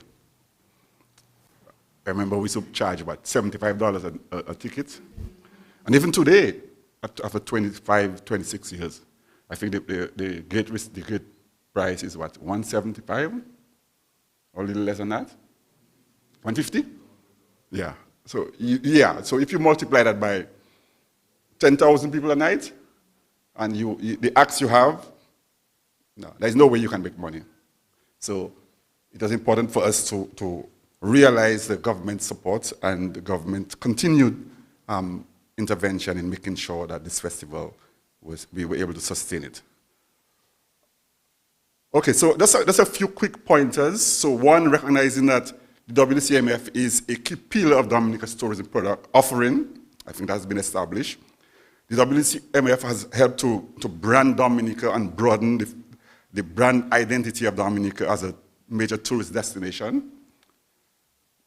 The festival has helped Dominica create, or I would say the ushering of the work of the Dominica Festivals Commission and the start of the World Creole Music Festival helped to usher in a new agenda for festival tourism in Dominica, and I think that has been expounded on a few times here tonight. And that began to take shape in the late 1990s, well into today's world, where we wanted to take advantage of what we call the global tourism marketplace, or global festival tourism marketplace, to generate much more revenue and to improve the livelihoods of those engaged in festival tourism in Dominica going forward. The DFC, and as Dennis Joseph has so rightly pointed out, determined that the work of the DFC was going to be broader, or the mandate of the DFC was going to be much broader than the World Creole Music Festival, but a rebranding of Carnival, support for village festivals, helping to get Domfesta then, it was, as a major festival, and things like that. So it was important to have a broader and wider festival agenda for Dominica. But of course, underpinning that, the W.C.M.F was going to be the signature event. That is the word, signature event, all right, for Dominica. And with a number of other fringe events all around the country. The idea was to have fringe events, not just in Roseau, but throughout the country. And remember, we had Creole in the north, Creole in the south, Creole in the east, and so on and so forth. Creole in the waterfront, you know, or Creole on the Laie River. We had all kinds of Creole things. I see this year we have that as well. We have a lot of that this year. I was telling Jeffrey that there are about 26 fringe events, you know, happening around the festival and Independence Time, so it's tremendous. The central question, though, is that, and I think, again, I think that has been asked several times, have we been able to sustain the festival brand and to create a product that is world-class? I think sometime tonight, some of us have tried to answer that. I think Maxine in the expose tried to do that. But I leave that to your imagination. So, is the festival world-class? Is the W.C.M.F a world-class event? Yeah, say yes. Yeah, it is. It is. It is a world-class event. However, tonight, I challenge us to reimagine what the festival could be. That is, for me, the central thing. So much more than 3 nights of pulsating rhythms. More than those, as Dennis keeps telling us, more than the Windsor Park. Okay? That is for us the big thing. Let's reimagine that. So let's reimagine the festival continuing to be top of mind of festival goers in the Caribbean and internationally. Top of mind. So if you're planning to come to a festival in the Caribbean, you must include W.C.M.F in that list. But we have to understand, though, and I think, and Maxine spoke to it, you know, in a very real way, the sense of pride, this enduring pride that we have had of this festival, and let us make it be known that we, as Dominica, we have created a unique space, a unique place in this festival, and I say Creole Music Festival space in particular. So we have dominated that space. And competition, who said about competition? They can't take that away from us. We have installed ourselves in that place. The question is, do we want to get thrown out? Overtaken? That, I think, is the question that we have to ponder on going forward. Let's reimagine building a stronger ecosystem around festivals. So we have been looking a lot on the demand side. What it is that we are giving, we are providing. So great music, great food, and all those things. What about the supply side? That is a big question. That's something that we need to reimagine. Let's reimagine the festival as a year-long or almost year-round endeavor for promoters, for musicians, for writers, for fashion designers. Let's imagine that. Year-round. Or if not 12 months, maybe 9 months. Let's imagine bringing value to our music and musicians in finding opportunities for new engagements with global festival and concert circuits. Opportunities on the global concert circuit, like what Jeffrey described, that happening in Amsterdam and other places. Let's reimagine that, you know, and to promote Dominica's music. I think we spoke a lot about that. But we also increasing trade between the French islands and ourselves. But let me say the Creole islands, but more so, we know of the potential, the vast potential of the French markets close to us. So let's reimagine that. So part of that is about trade as well. So we have to reimagine that. And reimagine this festival, and around the festival, education, knowledge, connections, and opportunities for academic discussion and debate. And understanding the business of music and copyright and intellectual property. Let's imagine that. This is an opportunity for us to increase knowledge around those issues. Yeah? But let's also reimagine a spirited and stronger organizational structure. Stronger and more committed leadership. Let's reimagine that. Okay, and let's reimagine the festival being able to support the development of a cadre of music professionals and artists who can help to sustain the festival core value, which is the big, what do you say, the big thing, the gouache, la gouache la, Shimela.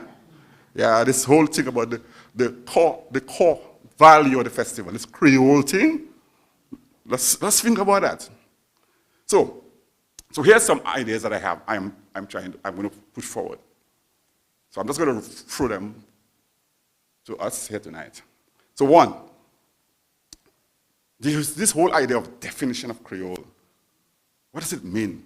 And I told Maxine I'm going to teach that word that she raised tonight. The exotic thing? Yeah. So in that definition of Creole, it's not about what is reggae or it is, Afrobeat. Nah. What does it mean to us as a people? What does Creole mean to us in the definition? And I agree with Maxine, and I was speaking to Keith this a couple of days ago, and we were saying, in that definition, we have to look at these exciting aspects of the music in Trinidad and Barbados, of St. Lucia, St. Vincent. What about that? What about those possibilities, folks, in Latin America? Yeah? In definition of Creole, and making the festival different, because that is a challenge, because other people are going to think that if we put out a lineup with Burna Boy and 7 reggae acts, great, we have numbers come to Dominica, but the long-term impact. The fact is, they have deeper pockets than us. They could put $6 million easily into a festival. Dominica doesn't have $6 million to do a festival every year. So we have to be creative.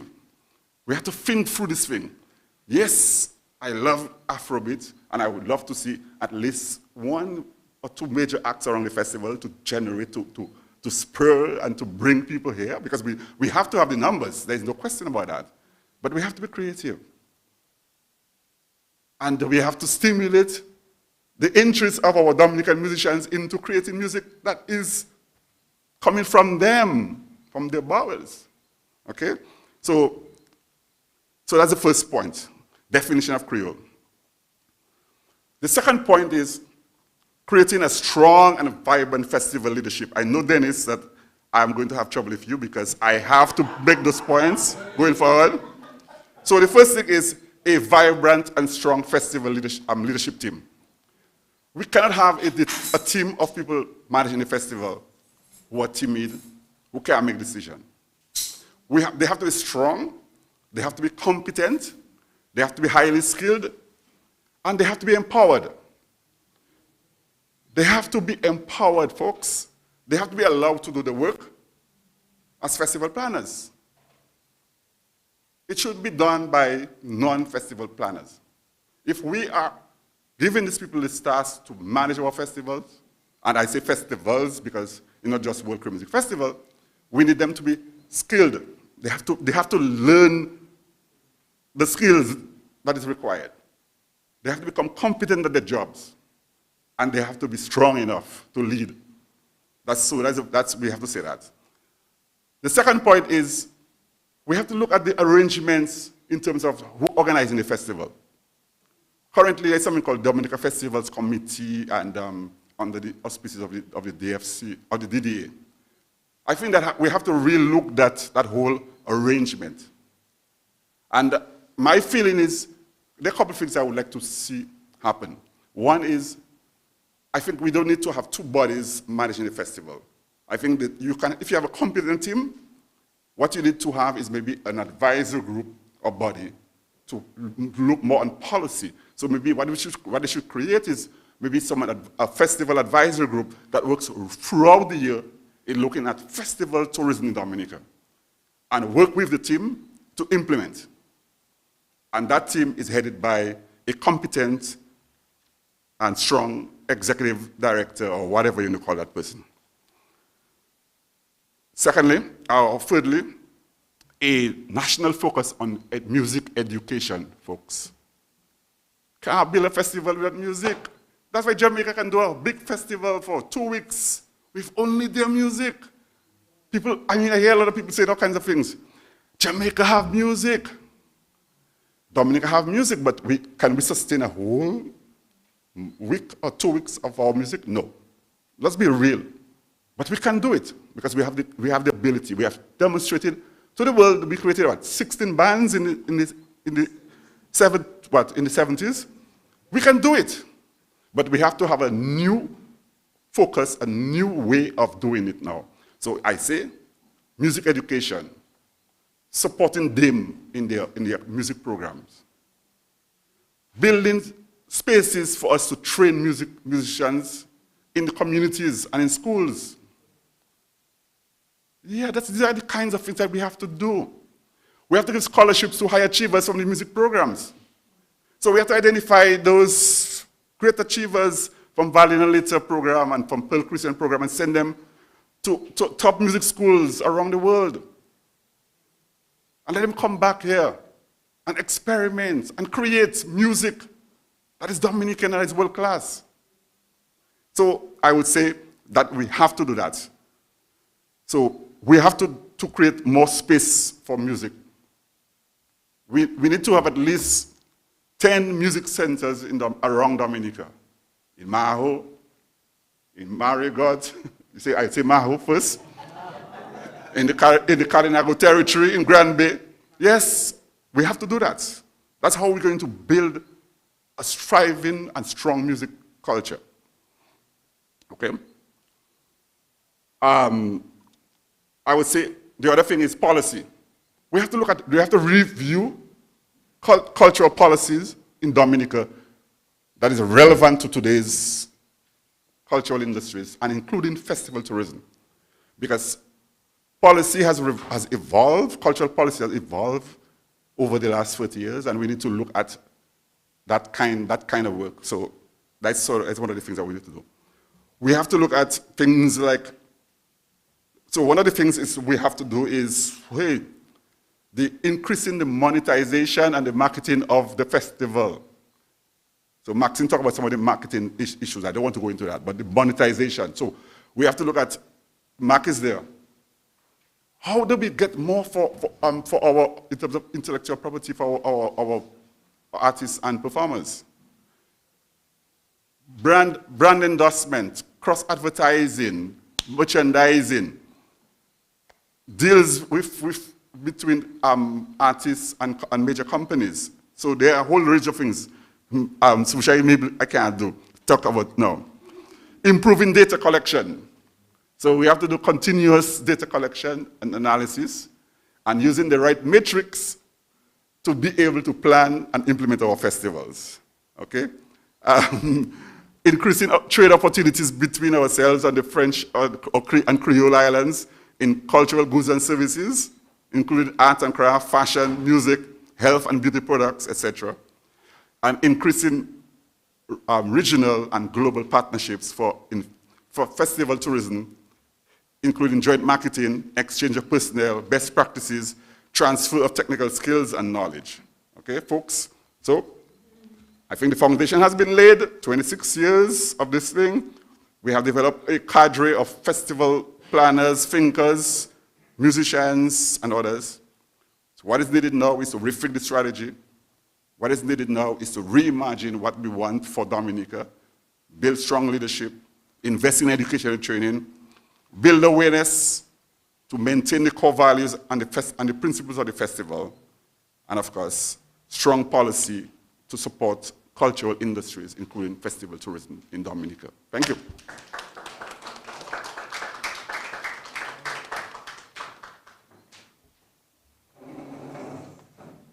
Thank you so much, Sobers. It seems you have really went into this thing, researched it, done your homework. I see. You went a little over time. And I wondered if Dr. Joe would not put this squeeze on me because her rules are very clear. But let me tell you something that was said long before my time by somebody much greater than myself. Man was not made for the law. Yes. The law was made for our use. So you pass. Ladies and gentlemen, brothers, sisters, and all who have gathered here, you've heard very important people in our field, in music, and those who have been involved in the formation of the World Creole Music Festival. Let me say this. There is always a rush. They say in anything that success has many fathers and mothers. Failure is an orphan. Nobody wants it.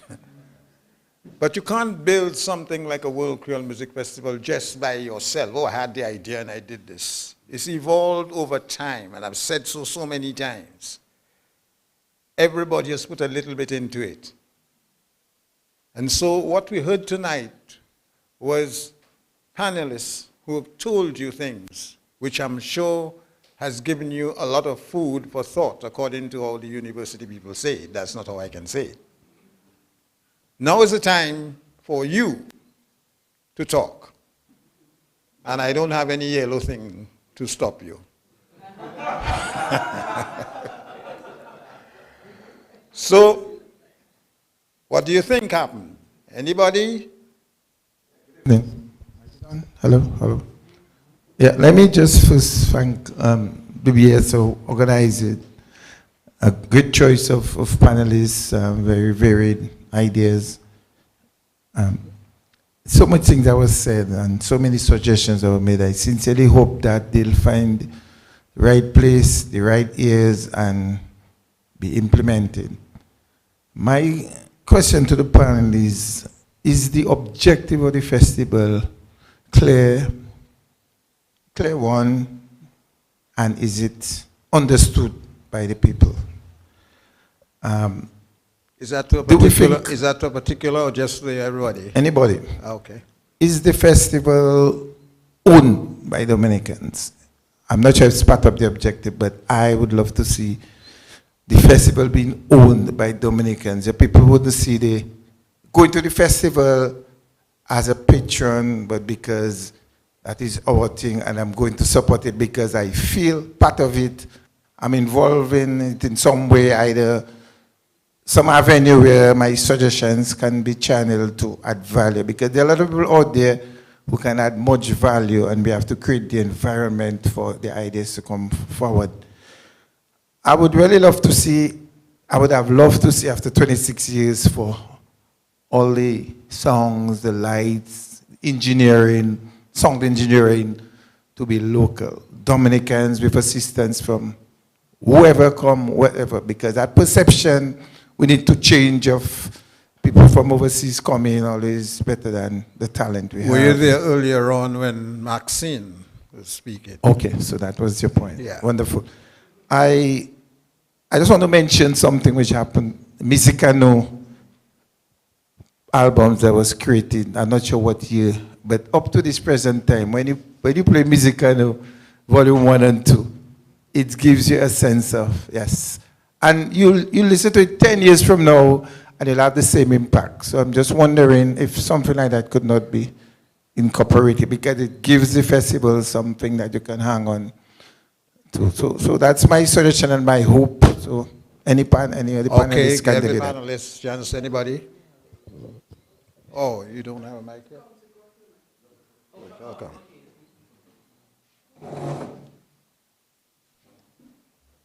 Let me just respond to one aspect of his, the question of the building local capacity in terms of the service provision versus developing strategic partnerships in the wider Creole economy.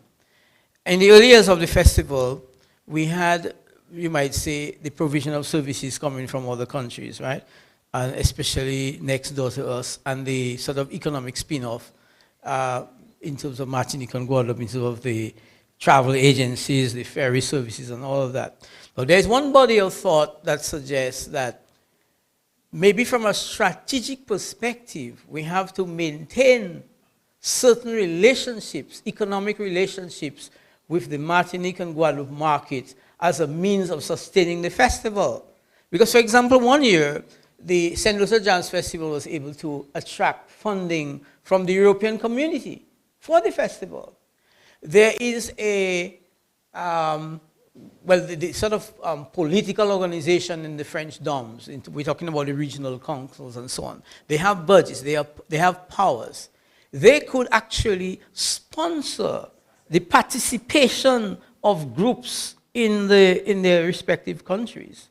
So we have to think through that as well. Yes, it's important to build local capacity, but at the same time, it might be very important strategically to build certain relationships in terms of the services sector. So you tie up the economy of Martinique and Guadeloupe in the festival. So they also have a stake in the festival, an economic stake in the festival, which would allow us to attract certain types of investments from that region. So I would also want to respond to that part of it, but let's have other panelists maybe respond to the thing of are we achieving the objectives? Thank you. Miss?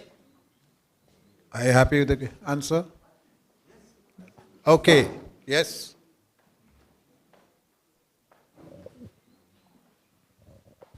Yeah, I think you said you can speak as long as you want. I'm going to speak a pretty long.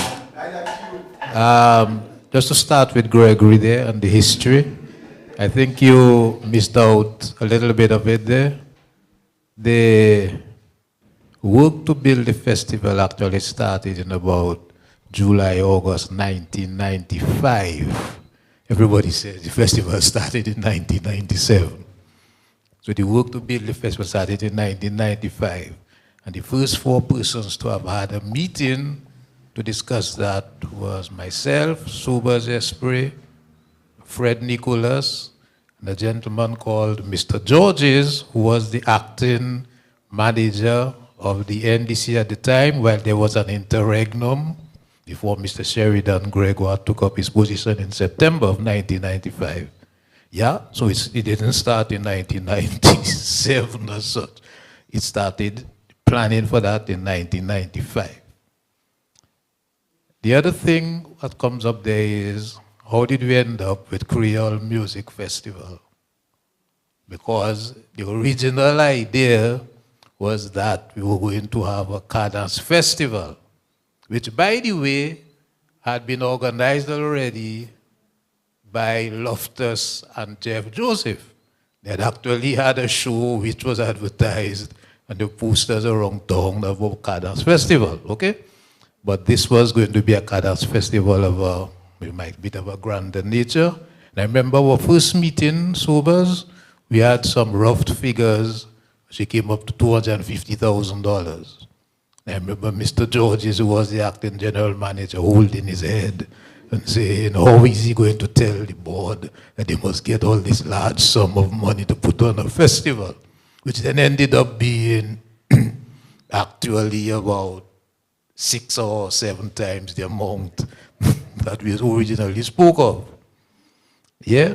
And the festival, the first, was not a success. The first night was a tremendous failure. Sold 1,804 tickets and virtually no season tickets. It was 2 strange events that happened at the first night's event that caused the second and third night to be sold out, and the festival got on its way. It wasn't actually musical things, there were big lights on top of the stage, and fireworks, which almost burned down the stage, by the way, that caused the festival to actually seem to be a successful thing, and it crowd came on the second and third night. Yeah? And with Dion there, he said that the Jamaicans put on the reggae sunsplash. It wasn't the Jamaicans who put on reggae sunsplash. And the Jamaican people, those who lead the society in Jamaica, would never have put on a reggae festival. The reggae sunsplash was put on, as you said, rightly, by private people, but it was done by Americans. And they wanted to do a reggae festival, and they figured out, well, where can we do a reggae festival? And they said, well, Jamaica seems a logical place. So they put on their reggae festival in Jamaica. The Jamaican government and the people who lead society in Jamaica will never have put on a reggae festival. Dominica is a very unique and strange place in the Caribbean in the sense that it's the only Caribbean island where the, for lack of a better word, the bourgeoisie and the Malay agree on what is their culture. Everywhere else is a big divide between those who are in the upper section of the society and those who are the lower section. For example, you might not know that, but in your father's band, the trombone player was from the orphanage. And many of the people who played calypso music, like Roy Cape, were from the orphanage. So the people in Trinidad who were, if you like, from good families, didn't play calypso music. And as soon as Ash Wednesday came, there was no calypso music in Trinidad again. That was the end of that. And Dominica was kind of unique in the sense that the different sections of society kind of have a love for the Dominican music and the Dominican culture generally, which allowed Dominica, in point of fact, to put on a festival with its own music. And Dominica actually is the only country in the Caribbean that put on a festival based on its own music. Nowhere else they did that. In St. Lucia, they have a jazz festival. There are jazz festivals everywhere. In point of fact, there are jazz festivals in Jamaica, they have in Tobago, they have in Trinidad, etc., etc. Dominica is, that was what the Caribbean people in particular come, especially those outside the French West Indies, come to Dominica for, because it's the place where they can find what you might say exotic music from the Caribbean, which is Dominican music. Yeah. Okay. Yes. I said I was gonna speak a bit long. She was speaking of a study that was done in 2010, 2011, 2012. It was a kind of complicated study for most people to read. I don't know why, but it was something to measure the economic contribution of copyright-based industries to the economies of the OECS. And another one to measure the same thing for Trinidad and Tobago. Yes? But in point of fact, we didn't do a study of the festival. But I did a study of the 2016 festival, where I analyzed the entire festival. And the returns to the festival per dollar diminished considerably because we've been making a mistake. We've been spending more and more money, supposedly, on soi-disant international artists, which is a nonsensical term, by the way. It makes no linguistic sense. Yeah? Because Triple K plays in Antigua. Antigua is a different nation, so you're international, I suppose, right? Okay, although you don't live in Antigua, but you, whatever international artist means, a nonsensical term anyway. Okay? Thank you, man. Let's move on. So, no. And then with the quest, with the question of the purpose of the festival and how the festival came to be called the Creole Music Festival. I am the one who came up with the term Creole Music Festival because we had a Cadas Festival Committee meeting at the NDC over this 2-year period from that I was telling you about there. And we spoke about having a Cadas Festival for a good while. Then I said, you know, there's a little problem with having a Cadas Festival, especially if it's a thing you intend to have for a long time. There were not that many groups who were still actively performing Cadas music. Okay, and somebody in the room said, well, let's have a Zouk stroke Cadas Festival. So we had meetings talking about a Zouk Cadas Festival. Then I came again and I said, let me explain to you what a Zouk is. A Zouk is a strictly a Martinican thing. Up to now, I don't think they ever had a Zouk in Martinique, although in Guadeloupe, sorry. Although they do play Zouk music. Okay? But how it came to be called Zouk is a little another story, but forget about that. But the idea of having a Zouk stroke Cadas Festival seemed to me not a very good marketing term, because that sounds more like a disease than a pleasant experience. So I thought and I said, we have to have a word that encapsulates the Zouk and the Cadas, but it's eternal. It's not going to be a fad, because Zouk is a fad is dying out. Like Cadas has diminished as well. But it would have continuous relevance. And I said, let's have a Creole Music Festival. And your boss, Mrs. Esprit, was also part of the committee. And he says, World Creole Music Festival. Which is where we are at this time, right? So let's see. Which is exactly how we arrived at it. And in terms of linguistics, I'll go a little linguistic. There's a bit of linguistic revisionism about what is Creole and so on there. The lexicon for the Creole I was speaking about, everybody understood it to be French.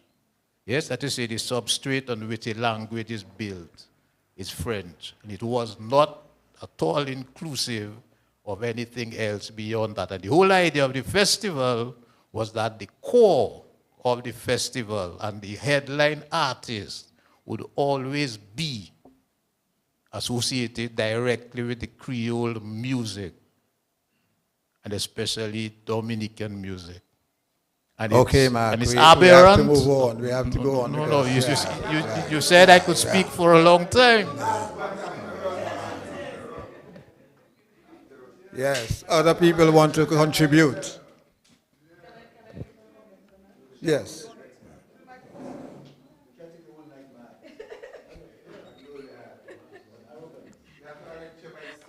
I won't be long, but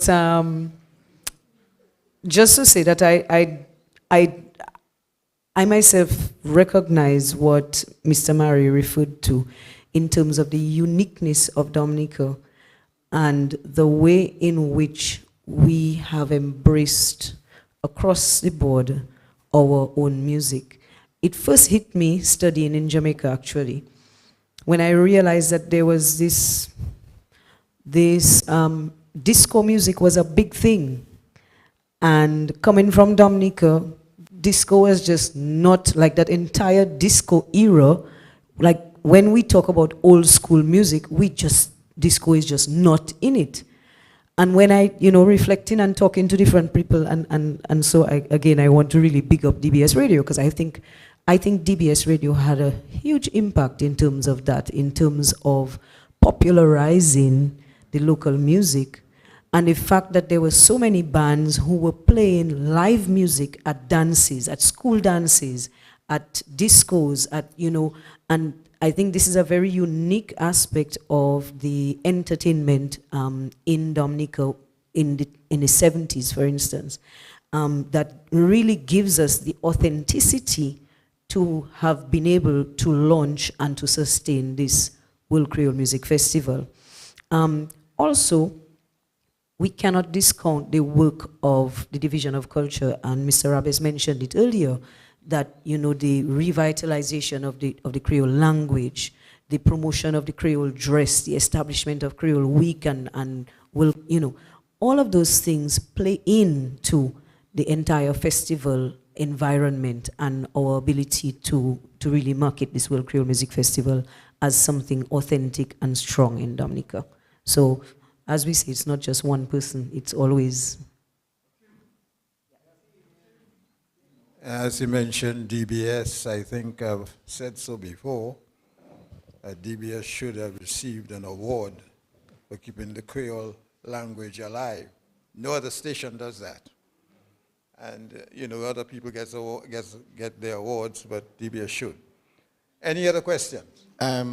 Quickly, Mr. Joseph, I would like to find out, in reference to the relevance of the present generation, how do we ensure what we establish in the World Creole Music Festival, that it does not diminish into the CO that we are seeing? For instance, this afternoon, I was able to really witness the love of the Dominican music for the young people.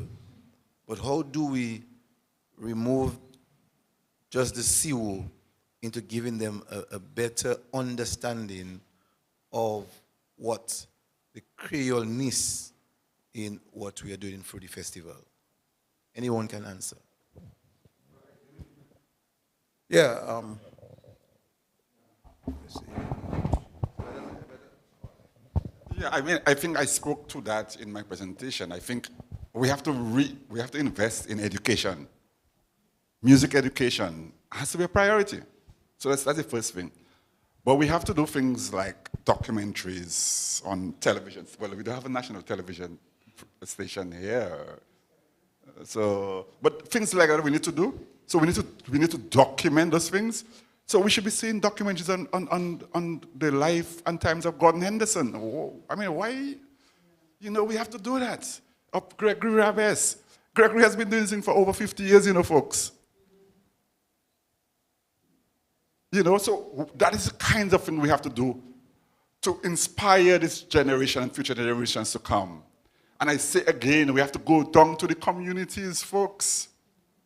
We have to go back into our communities around Dominica and support art and culture, because there is no culture without art. Let me say it again.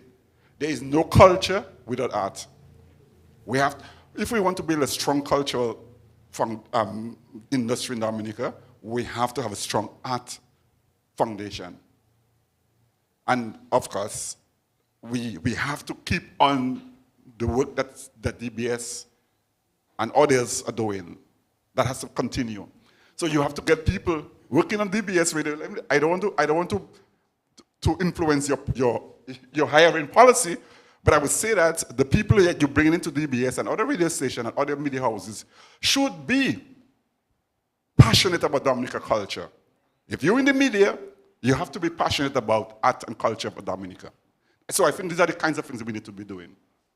So invest in education, in music education, creating spaces in the communities, media work, more media work. That's what they do all over the world.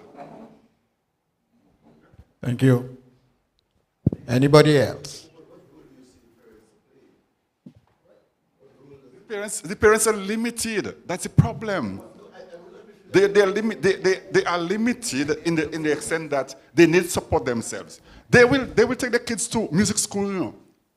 They will take their kids, parents are taking their kids to music schools. But if we provide the avenue, the platforms for doing that. Yes. What I think is missing, basically, sobers, is that we are speaking of the Gordon Hendersons and the others, the Gregory Rabes. If you were to ask the present generation who are these people, they do not know. I am saying to you, what's important, the role of the parents, not just the system that needs to help in that creation. I think from the homes itself, because if you're saying to me that I need to ensure that I employ someone who understands the Dominican culture, where does it start? Who should start the process? And I'm saying that we need to go. I'm saying to you that part of the thing has to be public education and awareness. We have to build greater awareness that will start, it will kick from the kids to go up to the parents. Because the problem is, there's a lack of awareness, even among adults in Dominica, about the value of culture and the importance of art. They don't know, Cecil. So we have to educate them. We have to build that awareness. And that is what is lacking. That is vitally needed, folks. That is why Jamaica, I will say it again, that is why countries like Jamaica are so vibrant in their culture and sports. You know, let me use a cricket analogy. The West Indies was strong in cricket because one of the things, fundamental things, was that our fathers used to take their sons, not daughters, those days it was sons. They used to take their sons to play cricket and to watch. We stopped doing that. You know what happened? Ireland beat us, Scotland beating us. And even my team will beat us. Yeah, okay. Thank you so much. I just wanted to add as well. Yes. I think generally right now, I think the advent of social media and all other forms of media, we as a people have lost our identity. I think we have become desensitized to what is actually our culture. I think we at a stage where we really look at and emulate what we see out there, because to us that is where we want to head to. That is our goal. We stop looking at what was there from our heritage and seeing, okay, where we came from. The good parts of it, you know, even the bad parts to give us the lessons as to how we should actually tell our lives going forward. So I think we have lost that sort of lifestyle, because everyone in the past, when you see you growing up, you follow what your parents did. You know, you follow what was in the home. So you home your parents at Independence time. You know that is the time when you have all your traditional foods and everything like that. You're going to follow that. But now people, for them at that season, that makes no difference to them. They still argue, well, I'm going out to a cultural event, but I want a burger. You know? And they've for real, they've lost it. And then when it's going to be very, very, very hard now to tailor that new generation to actually accept what is there, or what we had as our own culture, because people don't see it as the common term hip. It's not now, it's not present. For them, what they want to see is what is out there, what is outside. So to be able to bring us back to that point in terms of the future generations, as so was he saying, I really think it really has to boil down to a lot of education and trying to grow back the love for what is ours. The media, as you rightfully saying, has a lot to do with it in terms of what they promote, what they push out. And I think that is why as well, you know, we had the issue with who are the acts that we get to go on the show. The acts that you get to go on the show are really what is just popular, just so you can bring people. You know, I think the festival had a pre-launch earlier this year, before the final lineup, and everybody was making noise. Because why? They want to see the big act. They want to see that one.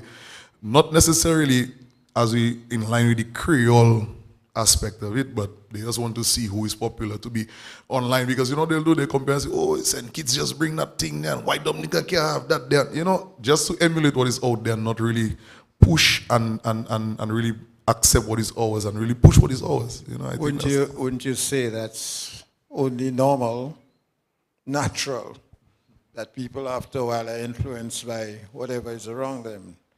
Maxine? Yeah, I want to contribute to that, because I think one of the areas that we are lapsing, I mean, certainly media is a tremendous influencer. And more now, in particular, where our method of teaching is online as well as in class. Even if the students are in class, they are still on their devices. Homework is posted on the devices. So as a parent, more and more you lose control over what your child is exposed to, because your child does homework and then your child is, and sometimes in the background, engaged in other things. In my mind, one of the things that I think we need to do, and Sobers spoke about policy, we need to put a policy in place where we are moving to become more producers as opposed to consumers of media. And so it will help us to do some of the documentation, for instance. So we are coming up, and not even just we are coming up to the Creole, to independence and Creole. Why is it that, why don't we use our legends, our historical, our icons, our heroes as research topics throughout the school year and create opportunities for the students to create media products about them, and so that we then have a library of products available, because it really is not there. It really is not there. If you're a parent with a young child and you're trying to teach the child the ABCs, you either, most likely what you're going to use is Indian content. The Indians produce content to teach their children English. So the nursery rhymes are all reflective of Indian, and if you listen to the accents, there's a little Indian accent in the background. We as Caribbean people need to be doing more of that, and I think there is opportunity. We have UNESCO, you know, there is opportunity to try to finance those kinds of things and put it as a policy. During the school year, even, like, I mean, my knowledge of Creole really comes from singing Creole songs in church, seeing the words written, and therefore being able to distinguish between one word and the next and understanding what they mean.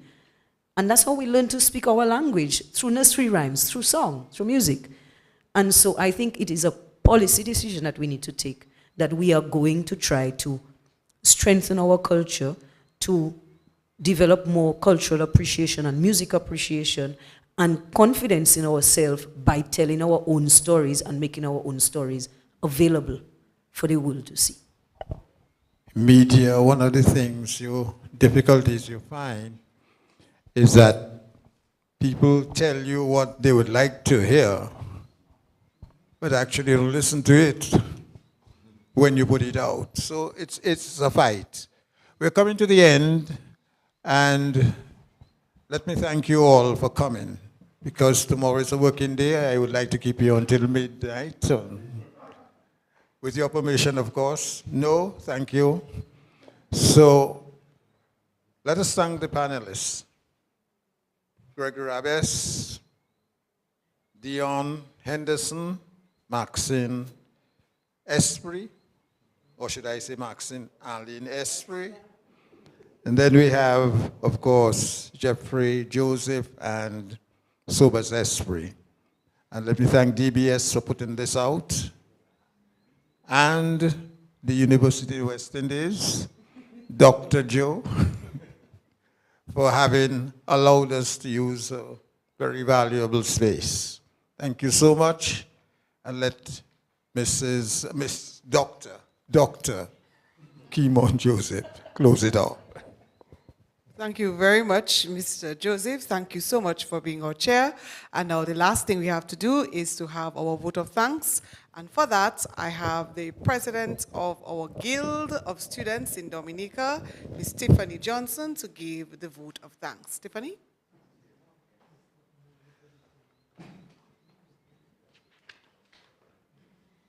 Firstly, we wish to thank the Almighty Father for a good evening filled with good conversation.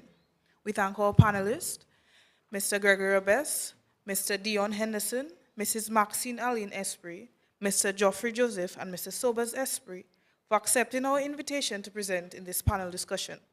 Your presentations tonight were excellent, and your examination of the various aspects of the World Creole Music Festival were delivered with your unique, passionate styles. We are grateful for the support of our moderator, Mr. Dennis Joseph, who himself has been a part of the World Creole Music Festival from the beginning.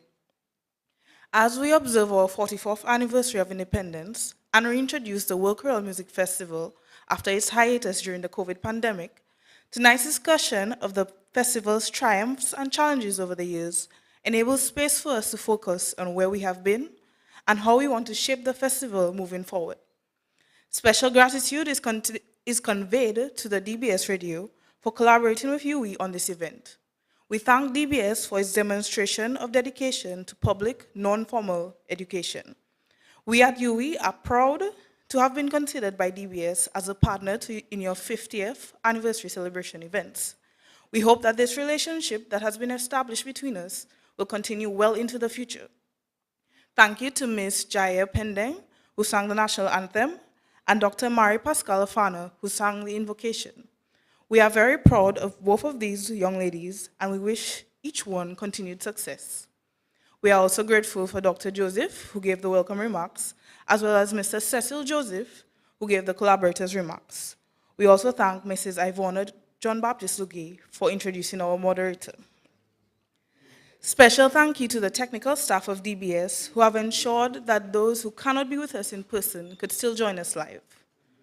We must appreciate the work of the UE Open Campus and the DBS staff who have worked tirelessly behind the scenes to ensure that the event was a success.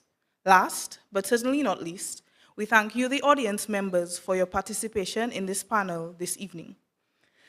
To those of you who are physically with us here at the UE auditorium, we wish you a safe journey home.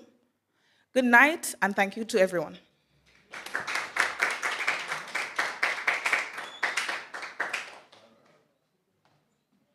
And so as chair, I thank the person who gave the vote of thanks, and I wish everyone a good night. DBS has provided some refreshments, and my staff has been helping with that.